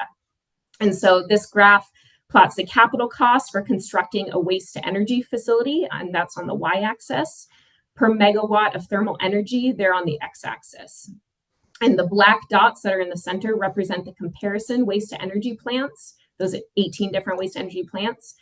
And the orange dot on the top left of the plot indicates the forecasted capacity and cost for Juneau at 30,000 tons of waste generated per year. And as shown by this orange dot, a small waste-to-energy facility to process 30,000 tons per year of waste would cost around $90 million. And I will note that the data on small waste-to-energy facilities is limited, which could introduce some uncertainty in the capital costs. And so these are rough order of magnitude estimates. And the larger facilities in population-dense areas are more typically built because of the operational efficiency at a higher waste capacity. And also the construction costs of waste-to-energy plants are mainly impacted by the facility size and the caloric value of the waste stream. And as I mentioned before, waste-to-energy can disincentivize diversion or source reduction of waste because of the need for more waste to operate the facility efficiently. All right, next slide. Ms. Miller-Castman, I have a question for you. Yep, go ahead. Following up on Mr. Bryson's question about the incinerator, we do get questions about that. I guess with your, expertise, could you just let us know the rationale for why that, wasn't evaluated? I'm sure there is one, but. Sure. Well, I will say, I would say that this was a decision that was made in conjunction with the CBJ, but my understanding is that incinerators alone, without, just incinerators in general, we're seeing more air quality permitting requirements. There are many regulations for incinerators. And so there are, the cost to build an incinerator in general would be high. And so without the additional energy benefit and therefore potential revenue benefit from either just pure direct energy or a heat and energy combination, just would make, somewhat of a wasteful facility to build. Very good. Thank you for that. All right. Okay, so based on this initial study, we present a preliminary ranking, and these are based on criteria that we agreed upon with the CBJ, and that includes things like capital costs, the implementation timeline, diversion goals, and the relative ability to address Juneau's waste stream in the near term, given the impending closure of the existing landfill. And I do apologize for the small text. We wanted to present all the information on the slide here, but I will say that the two columns on the left are what I'll focus on for now, and we can address the other columns during Q&A. But based on this initial analysis, scenario B with off-site shipment is ranked first, followed by scenario A with a new landfill. Now, I will say that both are worth pursuing at this time. A new landfill comes with high capital costs and a lengthy regulatory process, though we do recognize that relying on off-island private landfills has its own inherent risk. And we suggest that the CBJ explore funding options and ownership models for a new landfill while engaging with shipping partners and off-site landfills. Now, scenario C with the waste-to-energy facility does rank lowest for now, and that's due to those high relative construction costs that I mentioned, the low operating efficiency with Juneau's waste stream, lack of an energy benefit for Juneau, as I mentioned, and especially the need for specialized labor and technologies to build these types of facilities, which could drive costs even higher. And I will say that these rankings are just a starting point and are likely to change as the CBJ investigates operating costs, funding opportunities, and starts to engage with partners and vendors. Next slide. All right, so recommended next steps.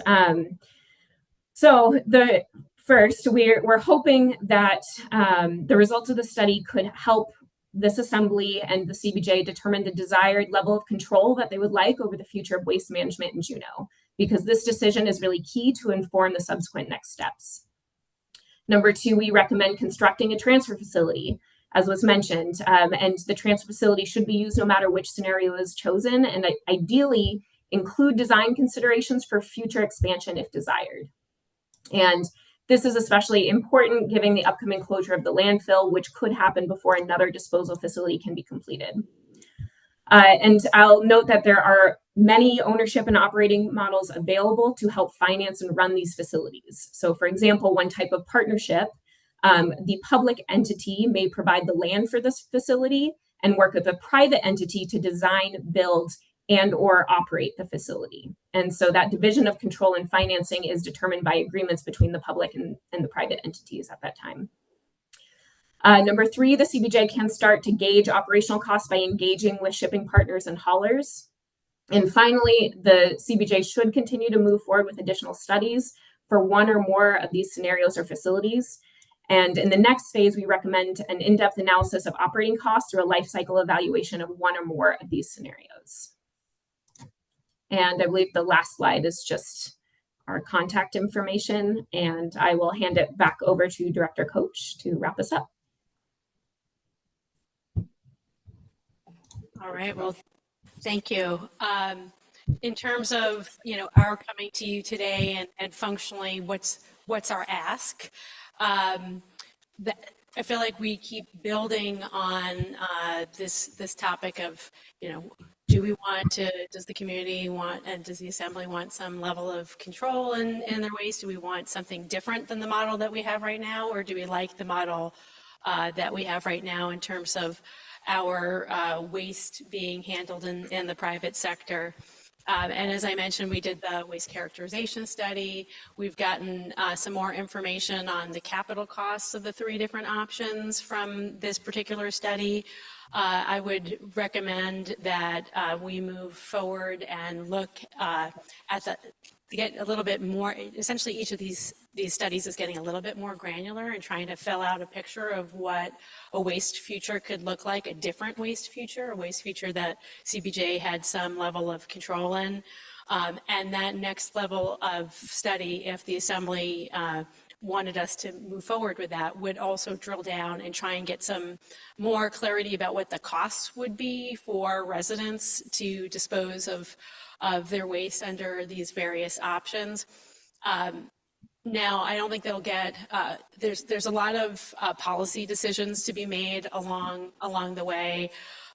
It could be, the cost to the end user can change based on whether or not CBJ wants waste to be essentially an enterprise fund, completely paying for itself, whether there's some level of subsidy. So there will still be a lot of discussions and policy points moving forward, but I would recommend that we move forward and take this next step to try and further flesh out these 3 options, but probably this emphasis on these 2 options, which would be shipping our waste out. And in general, when you ship waste out in this part of the world, you are shipping to Washington or Oregon. There's a major landfill in Roosevelt, Washington, and another large one in Columbia Ridge, Oregon. So it would likely be, those are mega landfills, they're regional landfills, and look a little bit more closely at that. And then that's, I think, probably the most actionable step that I wanted to pose to you tonight and to see what the will of the Assembly is. Then the second item in terms of guidance requested, because the next one doesn't require funding, but as we both mentioned, if CBJ wanted to have any level of control in our waste stream and we wanted to be involved in disposal, any kind of disposal option has a transfer station on the front of it, whether you're shipping the waste out, whether you're taking it to a landfill, whether you're going waste to energy. And we are about to begin a planning study for the Lemon Creek gravel pit. We're going to do some planning there. That's where the zero waste campus would be. That's where we would have our compost facility. That's where, when the waste management landfill fills up and our recycling center can no longer be located there, that would be located at that location. And I just wanted to gauge your interest in our even just planning to have a transfer station as we're doing this planning process for this waste campus. Is a transfer station interesting or enticing enough for us to even plan for it as we're looking for the use of that site? So those are the 2. That's the 2 items I'll leave you with, and I'll pause for questions. Thank you, Director Koch. Questions from the assembly? I had Mr. Kelly, Ms. Uscandies, Ms. Atkinson, and then Ms. Wall. Thank you.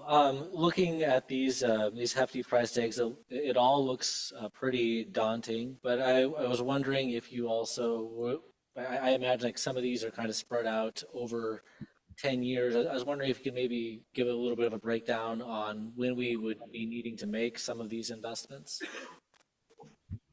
Thank you. Through the chair to Mr. Kelly, I'll get started and then I'll see if Tara wants to add anything else. I think that we're a little ways away from actually coming to you with a request for a CIP or a revenue bond or that sort of thing in terms of putting the cash up for a transfer station. I think the next step would really be just looking at this South Lemon Creek gravel pit, planning out what we want on a waste campus, and continuing to evaluate, moving forward with drilling down on the operational study, looking at costs, and then if there were that information was gathered, and if there was a point where the assembly really felt like, okay, yes, we do want to have a hand in our waste destiny. We think that's an important thing for the community.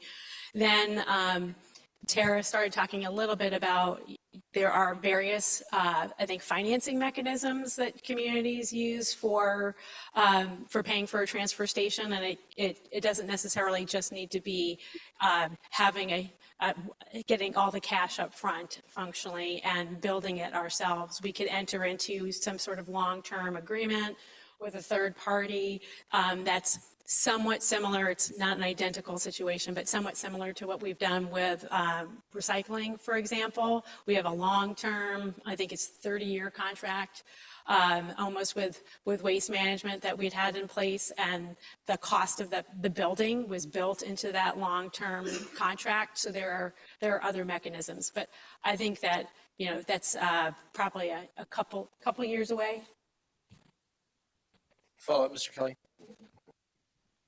Thank you. And actually, yeah, so yeah, I guess like what I'm kind of just looking at, like there's different stages. So we have the transfer station, which sounds like it's common to all of those. So I'm kind of wondering like when we would need to have like the capital ready for that, with all the options that you guys will come to us, but like when are we going to be ready for adding to these stages? Like assuming we give you direction today and we want to do such and such option, like when are we going to need to have the capital for a transfer station? When are we going to need to have the capital for like if we wanted to do a dump, or a second dump? Like when are we going to need to have that capital? Through the chair to Mr. Kelly, I think if today the assembly said we want a transfer station go forth, we would probably go back and we would huddle and we would most likely come back to you with some sort of financing agreement with another vendor, somewhat similar to what I mentioned for Recycle Works. We would have conversations with different companies, private companies that do this sort of work, and likely come to you that would be, I think, probably the most feasible way to get that rolling in the short term without having to have all of the cash essentially up front. You enter into a long-term agreement. And I'm not sure if Tara, I'm not sure if you have any other comments that you want to add about public-private partnerships and some of Jacob's expertise there. Yeah, I can add on a bit, and I'm sure Lindsay will have some more to say on that topic. So I did want to just also dive into the details of the process a little bit. And so what we've talked about is understanding operating costs for all the facilities is important, but also a public engagement step would be critical, starting to have those public discussions. And then from there, there's a few steps before you just go into the construction, and that includes permitting and design as well. And so there you can bite off something like this in smaller chunks once you make the decision to move forward with the facility. Lindsay, you want to add on to any of that? Sure. And as far as the different models there are, with the various public-private partnerships, you can structure it in whatever way is, best suits you. So some projects have a publicly owned piece of property, and then the rest facility is actually funded by a private entity. Sometimes it's best if you have your public entity is the owner of the facility as well, and then they just look out for contract operators. So the next phase of the project, we could explore, which of those CBJ is most interested in, and do some pros and cons of the various, risks associated with each model. But the more, control that you want, then you take a little bit more of that public ownership model. Thank you. Thank you. I'd miss you. Scandy's next. Thank you, Mr. Chair. Thank you all for this presentation. I'm trying to get a better sense of, I thought previously that we had said we do want some relative control over our waste destiny, because I think we recognize at this point that having it work poorly with having no control, we're not really ever going to get to our diversion goals if we don't have that control, either the waste stream or the waste flow. And I understand there's wise or, decision points all along the way. And then, that requires a lot more study with each decision point.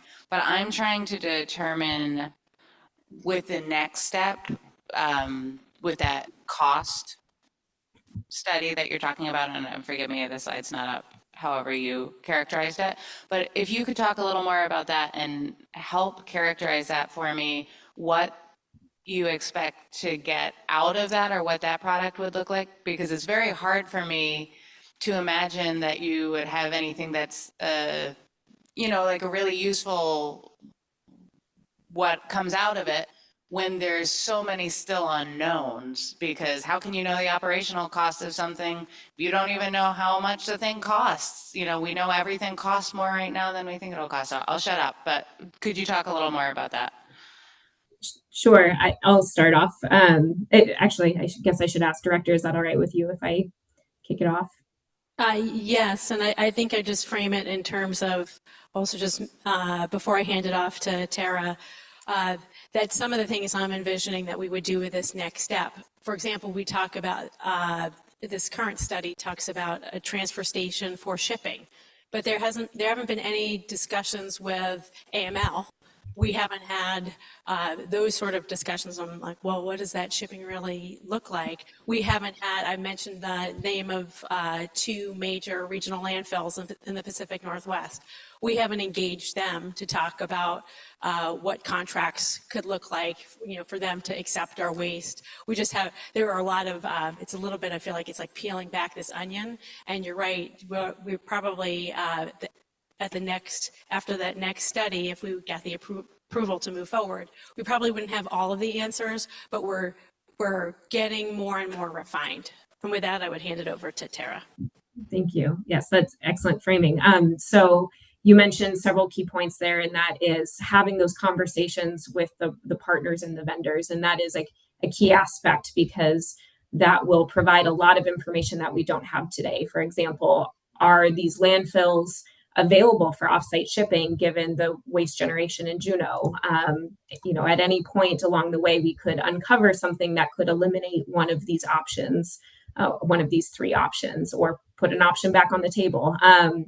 But I'll say that for the operating cost evaluation that we are proposing here is really to look at, talking to those vendors, understanding what the forecasted costs are, also obtaining estimates for shipping rates, for example, as well as some construction estimates, and understanding for waste to energy, for example, are there vendors available and willing to build a waste to energy facility in Juneau? So those are some of the key questions that we would want to ask. We could also evaluate tipping and collection fees under the different scenarios, which would be important information for the public to have to make some of these decisions. Follow up, Ms. Scandies. Yeah, just a quick follow-up, because you have some very gross estimates for capital costs. The shipping trash one, that one, I completely understand how you get that refined. But for something like operating it sounds like essentially you would dial in and do more study on what the capital cost would more realistically look like. Is this just very back of the napkin? Because that is the option. I'm more like, tell me how you winnow that down from what you've done here. Director, would you like to start it off? Go ahead, Tara. Okay. So it all depends on what level of analysis you would like to do. So we could do another back of the napkin for operational costs, which again would just be high level, trying to uncover failure points of these scenarios, and also high level operating costs. We could also speak to other landfills within the Alaska region to understand what their operating costs would be and evaluate how that would change customer rates. Is a very important factor in all of this, is understanding with construction of a new landfill, and once it's up and running, for one, what size of landfill should we consider? Is it something where we would like to consider a regional approach or just local for Juneau? And how do those costs influence what customers will pay? Very good, Ms. Atkinson. Thank you, Mr. Chair. This is Becky. Thank you, staff. Seems like unless we decide to throw up our hands and wait until the landfill closes, we're going to be looking at a transfer station. My only question is, if we're putting it potentially into a site planning process, how different is the transfer station for those three scenarios? Is it like, is your generic transfer station will work for no matter what direction we go, or do we kind of have to call our shot when we're doing something like site planning? Through the chair to Ms. Atkinson, Diana Robinson, Environmental Project Specialist. Oh my gosh, I just completely lost my train of thought on that. Went through my whole intro. Will you repeat the question? Transfer stations.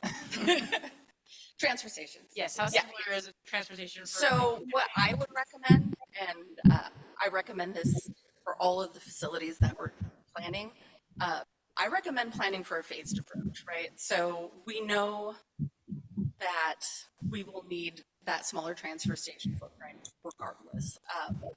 It's really common in solid waste, and please correct me if I'm wrong, Tara, but to plan in these phases, right? For population growth, degrowth, additions of new communities into like a regional waste authority. So that would be my recommendation, is that we start with that smaller footprint to just get, we're kind of with all of this, there is a universe of possibilities, right? We're trying to just narrow it down to what is going to be workable for Juneau.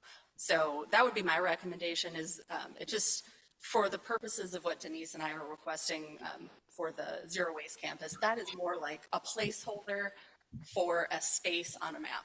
That's kind of the level of detail we're looking at currently. But that's still starting that ball rolling, right? So that's. Yeah. Ms. Atkinson. Thank you, Mr. Chair. Just to be clear, so generally what you guys would do is say, we'll need this much transfer station for any of these options, and when we get more clear direction, we'll start adding on to it for whatever option. Correct. Okay, thank you. Ms. Wall. Thank you, Chair Smith. I think this kind of follows on that question nicely. I think when I first started getting involved in city things, and this was maybe inaccurate, but I had the idea in my head that someone had told me that we'd likely never be able to be permitted to have another landfill in Juneau, and you would have never permitted a landfill in the middle of a salmon floodplain, and that would be very challenging. Is that still a challenge, or do we, in these scenarios, I know we were talking about potential transfer sites at Lemon Creek, at that property, are we talking about potential landfill there, or how would we go about identifying a site if that's a possibility? Through the chair to Ms. Wall, I'm going to get started, and then I'll see if Ms. Robinson wants to add anything else. I think when people think about the permitting for a landfill, they think a lot about the current situation that we're in, which is an unlined landfill on the edge of a wetland. I don't anticipate that we would be able to even get that sort of facility. I don't think that landfill could be permitted probably today. But you can permit landfills. They just oftentimes they're now, as you might imagine, the rules tend to get more strict over time. You tend to have lined landfills. But the permitting process is, it's possible, but it is probably going to be onerous. I mean, anytime that you do anything with waste, there's oftentimes the neighborhood is not necessarily in favor of it. Permitting for landfills generally takes a really long time. I would anticipate that there'd probably be a lower level of pushback, for lack of a better term, for a transfer station, but it would still be handling waste. And I would still imagine it would get that process would get a lot of scrutiny, but I still think it's possible. I'm not sure if you have anything to add. Yeah, I would add a transfer station is a relatively low lift in terms of permitting. Especially in the state of Alaska, very minimal permit requirements compared to a landfill. Denise is correct. Landfills take a long time to permit, but not necessarily because of the environmental review process. I think everyone here is familiar, just the public process of going through making all these decisions, right? It takes a very long time to do any solid waste planning. It doesn't happen very often. Like something like this doesn't happen very often. This is kind of a unique opportunity to retool the entire waste system here, which is not something municipalities get to do very often. But on the flip side, right, there's not a lot of examples of that. So, and there's not a lot of examples of a municipality taking control after not having it for a very long time. So that's going to add time to that public process, right? So, but environmentally, with modern landfills and engineering changes, I think the landfill, you could permit it in Juneau. And I'll let Tara add anything if she disagrees. I don't disagree. I would just say that a siting study would be a step in moving towards a landfill, is doing a siting study to uncover where an appropriate location would be for the landfill. As well as you have follow-up. Very good. Mr. Bryson. Thank you, Mr. Deputy Mayor. What's kind of gotten us into this position is that we don't own the stream or the holding facility. In one of the scenarios where we ship down south, to me, that just adds a third entity that we don't control. So we still won't control the stream. We still won't control the transportation because that'll be AML, and we won't control the destination.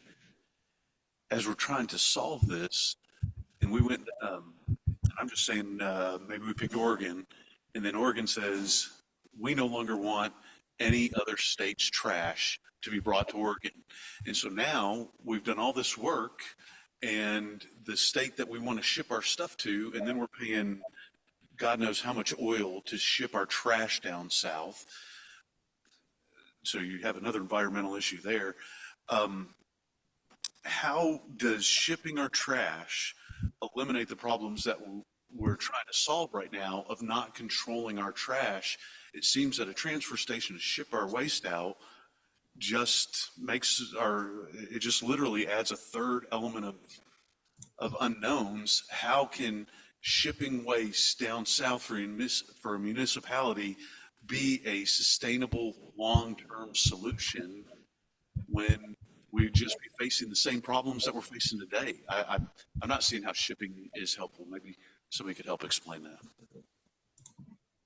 Through the chair to Mr. Bryson.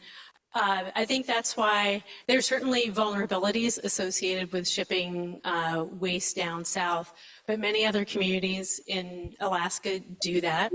And I think that's why we're at the point where even at this stage, there are essentially high level 3 major types of ways that you deal with waste disposal. And there was a ranking of them, but not an elimination of any of the options, because we would need, through that next step of looking at operations, really digging into a little bit more about the shipping piece. I still do think, though, that even if the community made a decision to build a transfer station and to ship that waste down south versus maybe putting it in a landfill, which is its own why decision point, what we would gain is that a waste hauler is regulated, and they have to bring their waste to the most low-cost option. So we would wind up being the disposal, the transfer station is the first step in the disposal.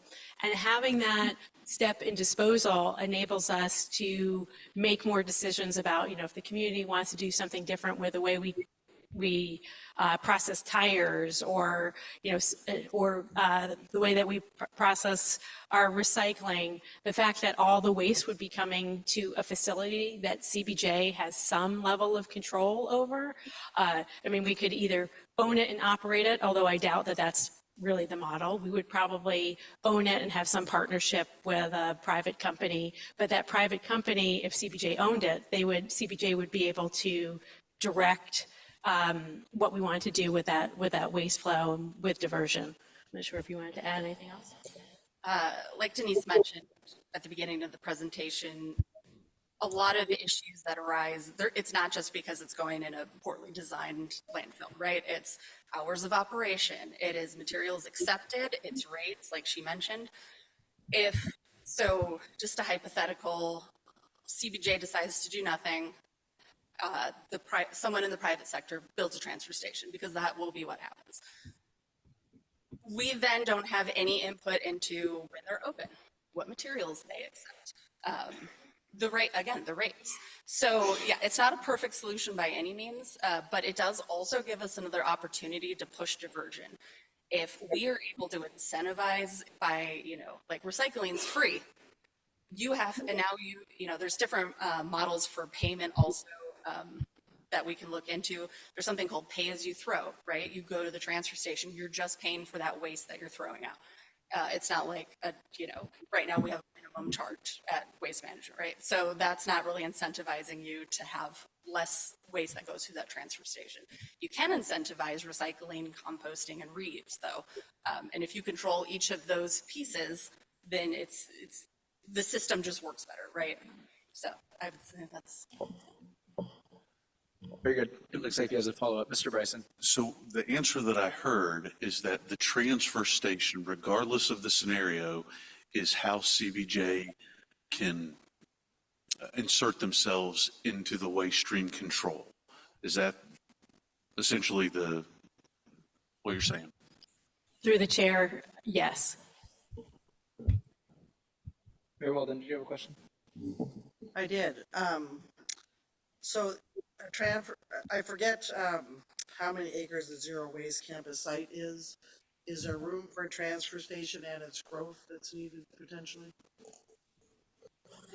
Through the chair to Mayor Weldon, yes, because that site is more than 20 acres. We would have plenty of space to, if the assembly wanted to make the decision and provide the guidance that if you're interested enough that we should at least include it in our plan, we would still have space to have recycling and compost and other things on that site, and then even we would design it such that the transfer station had a little bit of room for growth, so that I think we could accomplish all of those things in that site.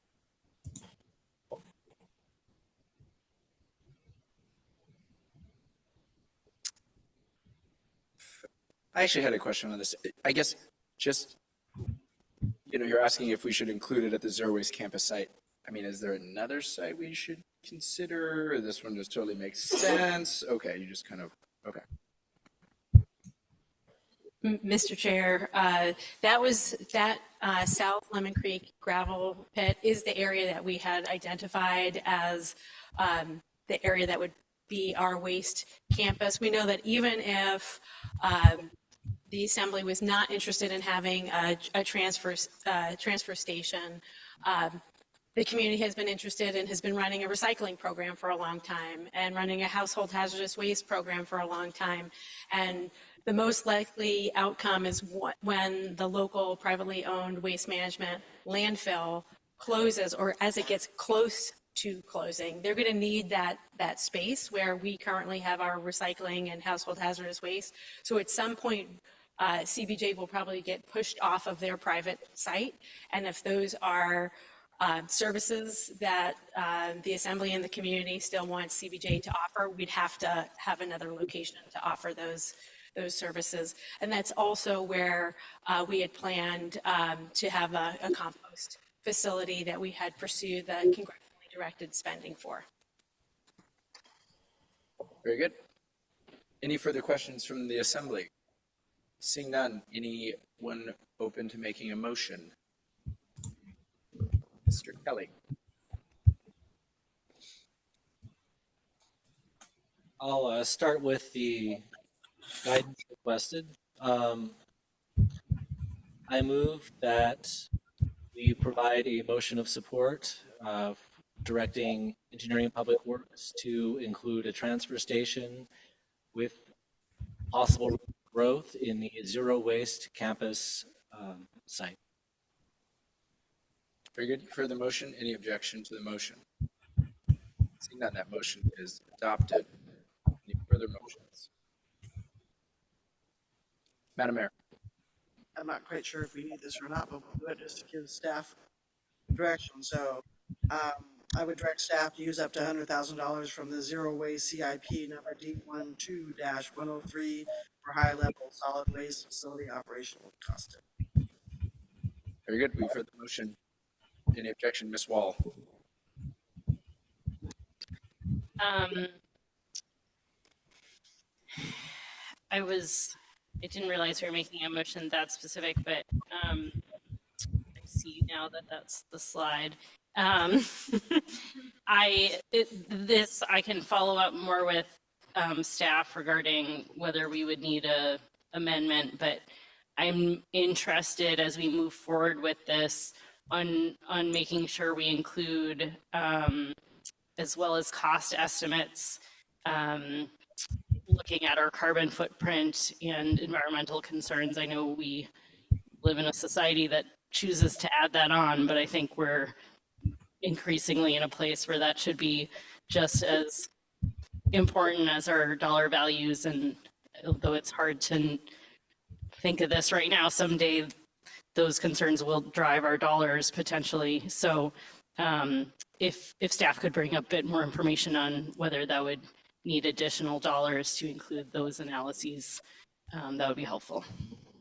So maybe not an amendment, but just a general direction that if we have to change that amount, we can.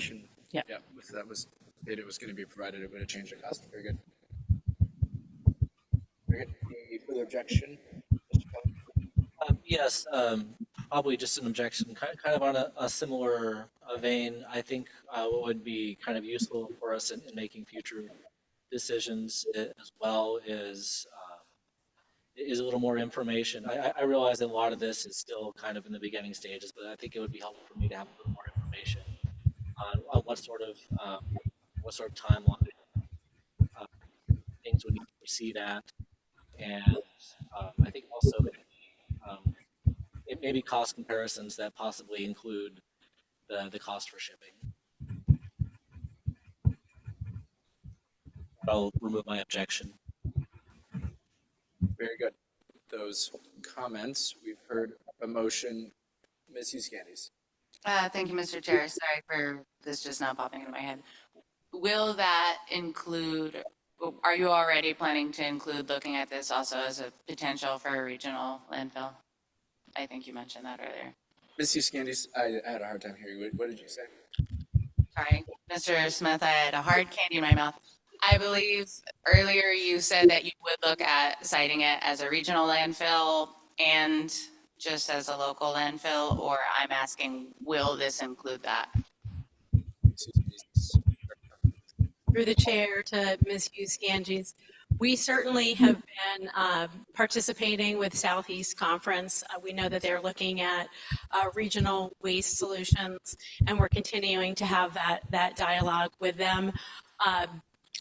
We are, I think, a little bit, it's interesting, a lot of the other communities in the Southeast who are having this conversation about a regional solution have more control over their waste than than we do.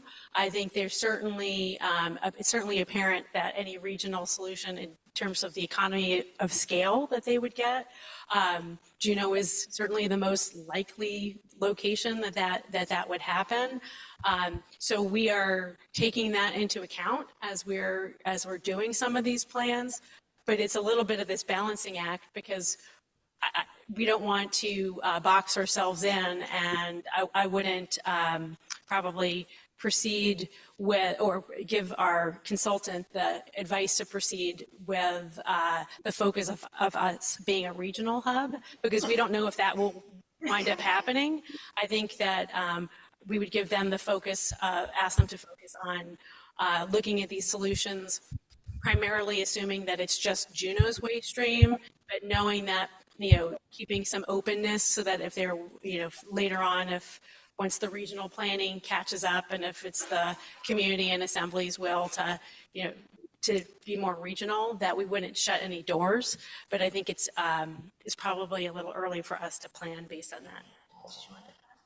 I will add that we can look at like the 50-year versus the 100-year landfill, though. I think that would be a really reasonable thing to do to get a better, because that 100-year landfill would be more geared toward the region. Okay. Okay. I'll remove my objection. Thank you, Mrs. Andes.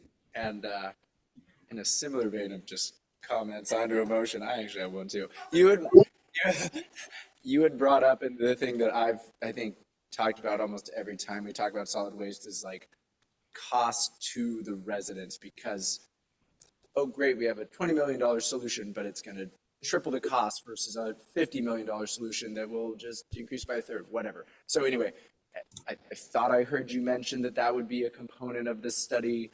Again, if I was incorrect or that's not going to be considered or something, I would appreciate the follow-up, but I just wanted to emphasize that. Three other people did emphasis, and I didn't want to be left out. Mr. Chair, you are correct. We really want to get this to a place where we understand what the cost is to the residents.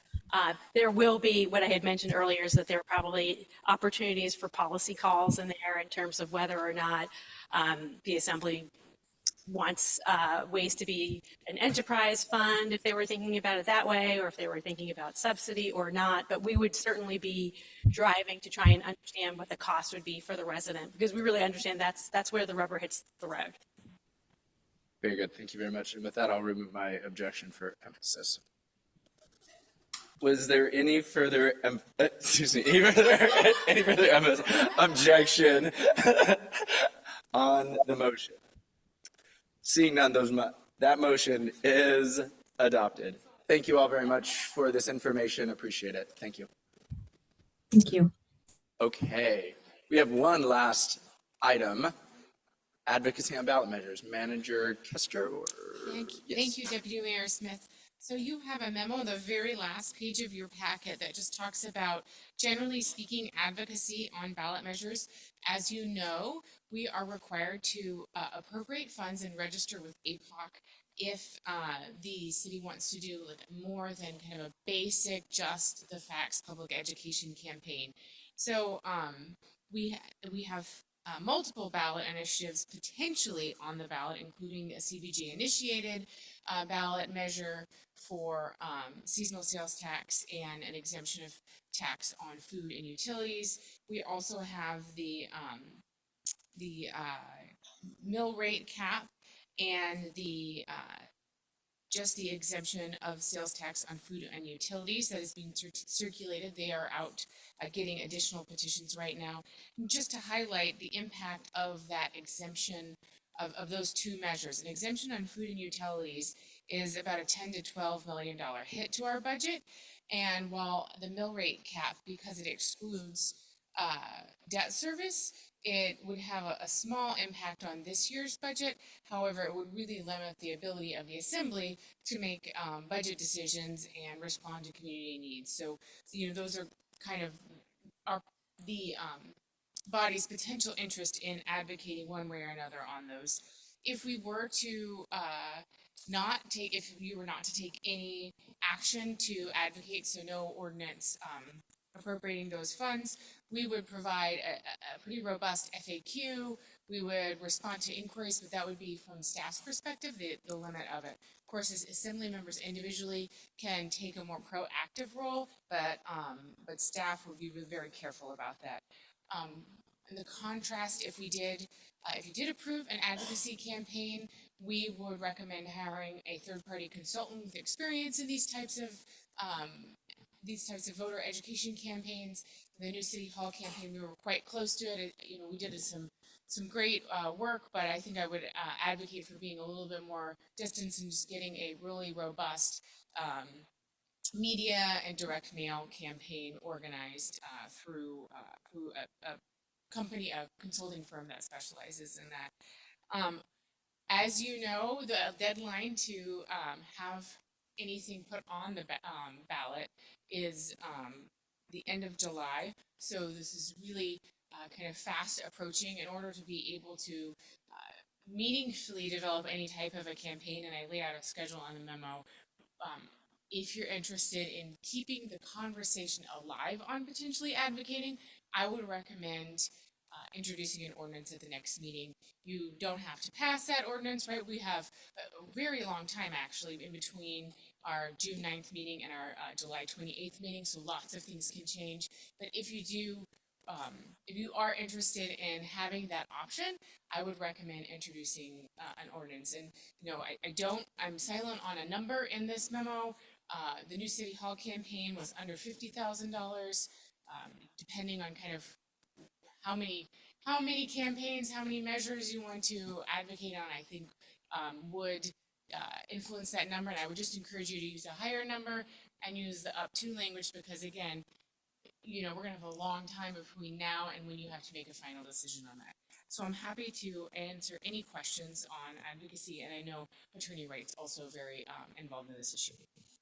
Madam Manager, just to frame it in, and I'm sorry if you said it right there at the end, the information we need to provide on an ordinance, it's the amount, and do we do advocacy? It's not necessarily advocate for this or advocate against that. Is that correct? You're correct. Very good. Thank you. Questions from the Assembly? Mr. Bryson. Does the citizen group that is putting on these initiatives or attempting to get these onto the ballot, have we looked at, what's the right way to ask this question? Would it be appropriate for the city's level of information to be equal to the group's information of what they're trying to get passed? Would we try to match the level of activity? Could you maybe just speak to a little bit what you would do in if you had a campaign to do with this? Manager Kester. Thank you for that question. So no, I probably would not. I really don't think there's time to have much of a reactionary campaign. If approved, I would suggest a social media presence where we do social media ads. I would suggest radio ads. I would say direct mail is still the best way to get a hold of those individual voters. So I would, we would take the advice of the consultant who does those types of activities, or the media marketing campaign, but direct mail. Public speaking, I would still be relying on, I think, assembly members to do any of those requested public speaking events, but I think it would probably be mostly media focus. Other questions? Miss Hall, and then I'll come back to Mr. Bryson. It seems to me with the City Hall campaign that backfired on us. And so I guess I'm a little hesitant to, how common is it for municipalities to advocate for something like this? Or do we, the FAQ page and relying on Q&A around election time, would that be a wiser approach than using public funds to have an advocacy campaign? Yeah, if you maybe go ahead and answer, but the thought I was thinking was interesting is, what other communities have done advocacy for ballot measures or something. Yeah, so I know that when I was in Homer, we did an advocacy campaign for a public safety building. When we looked it up last year, I believe Ketchikan had done an advocacy campaign.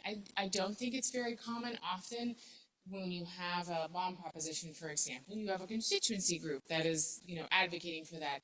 The reason why we advocated for a new city hall campaign was it was really hard for anyone else to be a champion of a new office space for bureaucrats besides the bureaucrats themselves. And it would be really hard for us to distance ourselves, we felt like, from anything just sounding like advocacy. I think your other question of like, should we do it or should we not do it is 100% a policy call that is squarely in your arena. Mr. Bryson, then Mr. Kelly. Could the advocacy be combined?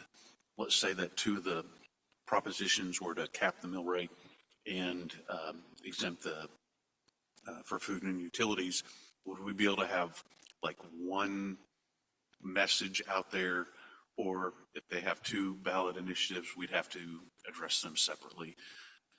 Do you have any insight on how you might handle if there was two or three ballot initiatives that we'd have to go against or advocate against, whatever appropriate phrases? I think that there'd be a lot of synergy and similar messaging. I mean, I think really there's just a lot of messaging that CBJ could do that's not specific to any ballot proposition. If one option involves drastic cuts to our budget or a giant hole in our budget, we could certainly do a lot of educating on what that could look like, things like that. I think a more nuanced level of your question that I don't have an answer for is like, how would we register with APOC if we were like doing a campaign here and a campaign there? And I would just have to research that to make sure we were following the rules. I mean, we want to be very, very careful and very a stickler on all of those campaign disclosure rules. Mr. Kelly. Thank you. This might be a little too creative. So I guess I'm asking if this is something that would be permissible. I think a big part of a lot of people's objections was they're getting mailers that were paid with their own tax funds trying to get them to take an action. Would we have to, would all of the funds have to come from the city? Could we coordinate with maybe another interested citizen group and they could also raise funds, so this wouldn't be an entirely taxpayer-funded effort? Whoever would like that. Yeah, so I think that logistically, it would be difficult for the assembly to accept and appropriate donations for the purposes of an advocacy campaign. I think a simpler solution would be for that entity to register and have their own advocacy campaign. Thank you.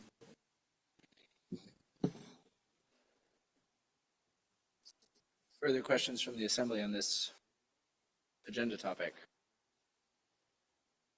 Seeing none, would anyone like to make a motion? Ms. Wall. Mr. Smith, do you mind if I take a brief at ease? Of course, a couple minutes or so. Very good.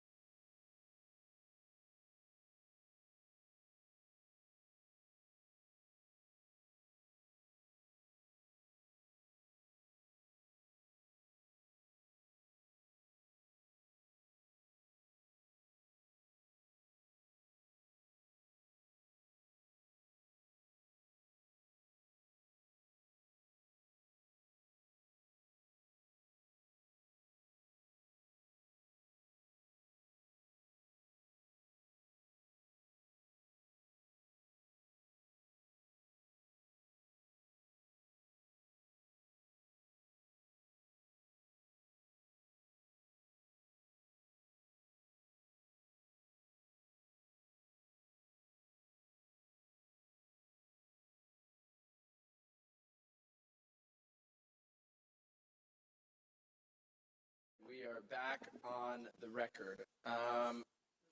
Ms. Wall, do you have a motion? Thank you, Chair Smith. I move we direct staff to introduce an ordinance at the June 9th regular meeting and a corresponding resolution on July 28th that would provide up to $50,000 to provide public information that may influence the outcome of future ballot propositions. And if I could speak to my motion. Very good, Ms. Wall. I've been through this question of how we deal with these situations a number of times on the assembly now, and I've changed my mind a few times about it, but why I'm feeling motivated this year. Two things. One, something has changed in the last 5 years. We used to be able to just provide public information on these ballot initiatives. Now we cannot do that without allocating public funding to do so. And so it puts us in a tricky position that there's really no way to be neutral. But I want to move forward on this particular year because we're considering a seasonal sales tax. I think a seasonal sales tax, we've got a bold proposal to transform the way that we're collecting sales tax in Juneau before us. It is going to take some work to make sure people understand why we are proposing this and the information around that. I think it is complex, and I know that if we don't get ahead of the message, a lot of misinformation will be put out there about the proposal. People will see it as a tax, and we won't be able to provide a clear understanding of why. And so if it turns out there's other things on the ballot, then I think we still have the option to decide how we feel about that. But for me, this is about seasonal sales tax. I actually think that I won't vote for putting seasonal sales tax on the ballot if we don't allocate funding to help educate the public about it. Thank you. Thank you, Ms. Wall. Any objection to the motion? Ms. Adkisson. Thank you, Mr. Chair. I very much appreciate where Ms. Wall is coming from, but I am hesitant to take positions on any of the potential ballot measures as a city that could be coming forward. I think that if the case of ballot measures proposed by the citizens of Juneau, there will be, like, if people reach out and ask, what size hole will that put in the budget? We are allowed to share that information, but I don't think we should be taking a position on any of those potential ballot measures because that's just, I don't feel our place as the city to be doing that and to be advocating for one or the other. Providing unbiased information is one thing and advocating for a particular side is another. And as far as the seasonal sales tax goes, I understand that that is complex and that it will be a heavy lift to educate the public, but also that's partially what people campaigning that year are for. When City Hall was on the ballot, I know we got questions about City Hall and every candidate forum. And so that is already sort of an organic part of the process that people running this year can undertake if need be. And I think that it sends a bad message to be using public dollars to advocate for anything on the ballot. Thank you. Mr. Bryson. So I was listening to Ms. Atkinson, and I bet in my first year I would have had that same thought. I'm suspecting that the groups that are advocating for these are going to give their version, their side of how this is going to go down. And if we don't give city staff the funding and ability to deal with this, we're going to be dealing with a misinformation campaign that negatively harms the community in the long run. We need to be as loud and as available with the real information, because some of these things that have already started to come out, I've already heard some of their ads.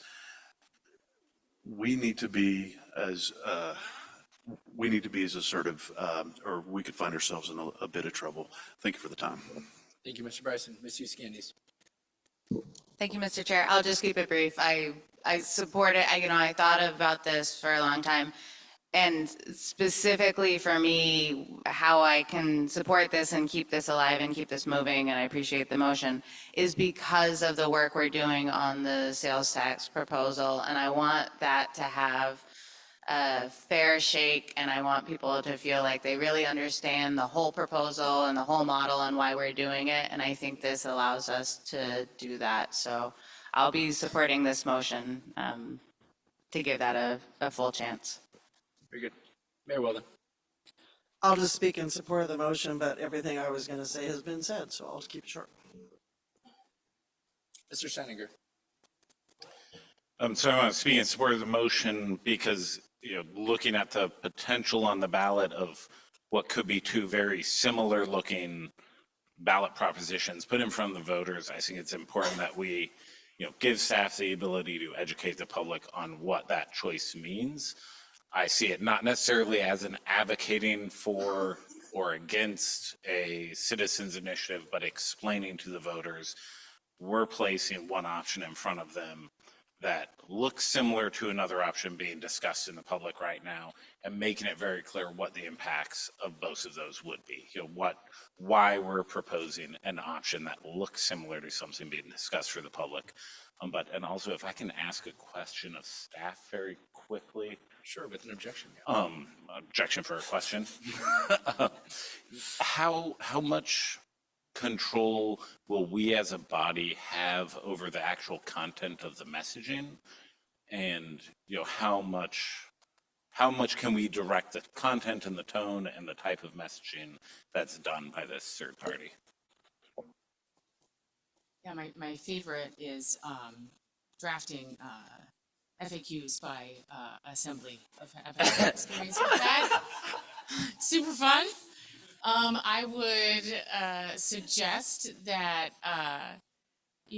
we come forward with maybe a plan for public information, and that the body have an opportunity to provide high-level input on that plan. But I think it is difficult. If you really wanted some more granular level of control, maybe a small committee or something that we could work more closely with. But content creation is difficult in large groups. Mr. Kelly. Thank you. I think I'll support this motion at this time. I'm still kind of weighing the pros and cons of expending public funds to persuade versus also making sure we get a fair shake.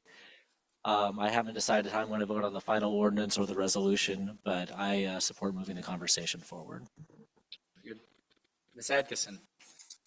Thank you, Mr. Chair. I can count votes, so I'll remove my objection, but I just will say when it comes to, if we come to the point where we're talking about expending public money to provide information on citizen ballot initiatives, I will not be able to support it, but for now, I'll remove my objection. Mr. Bryson.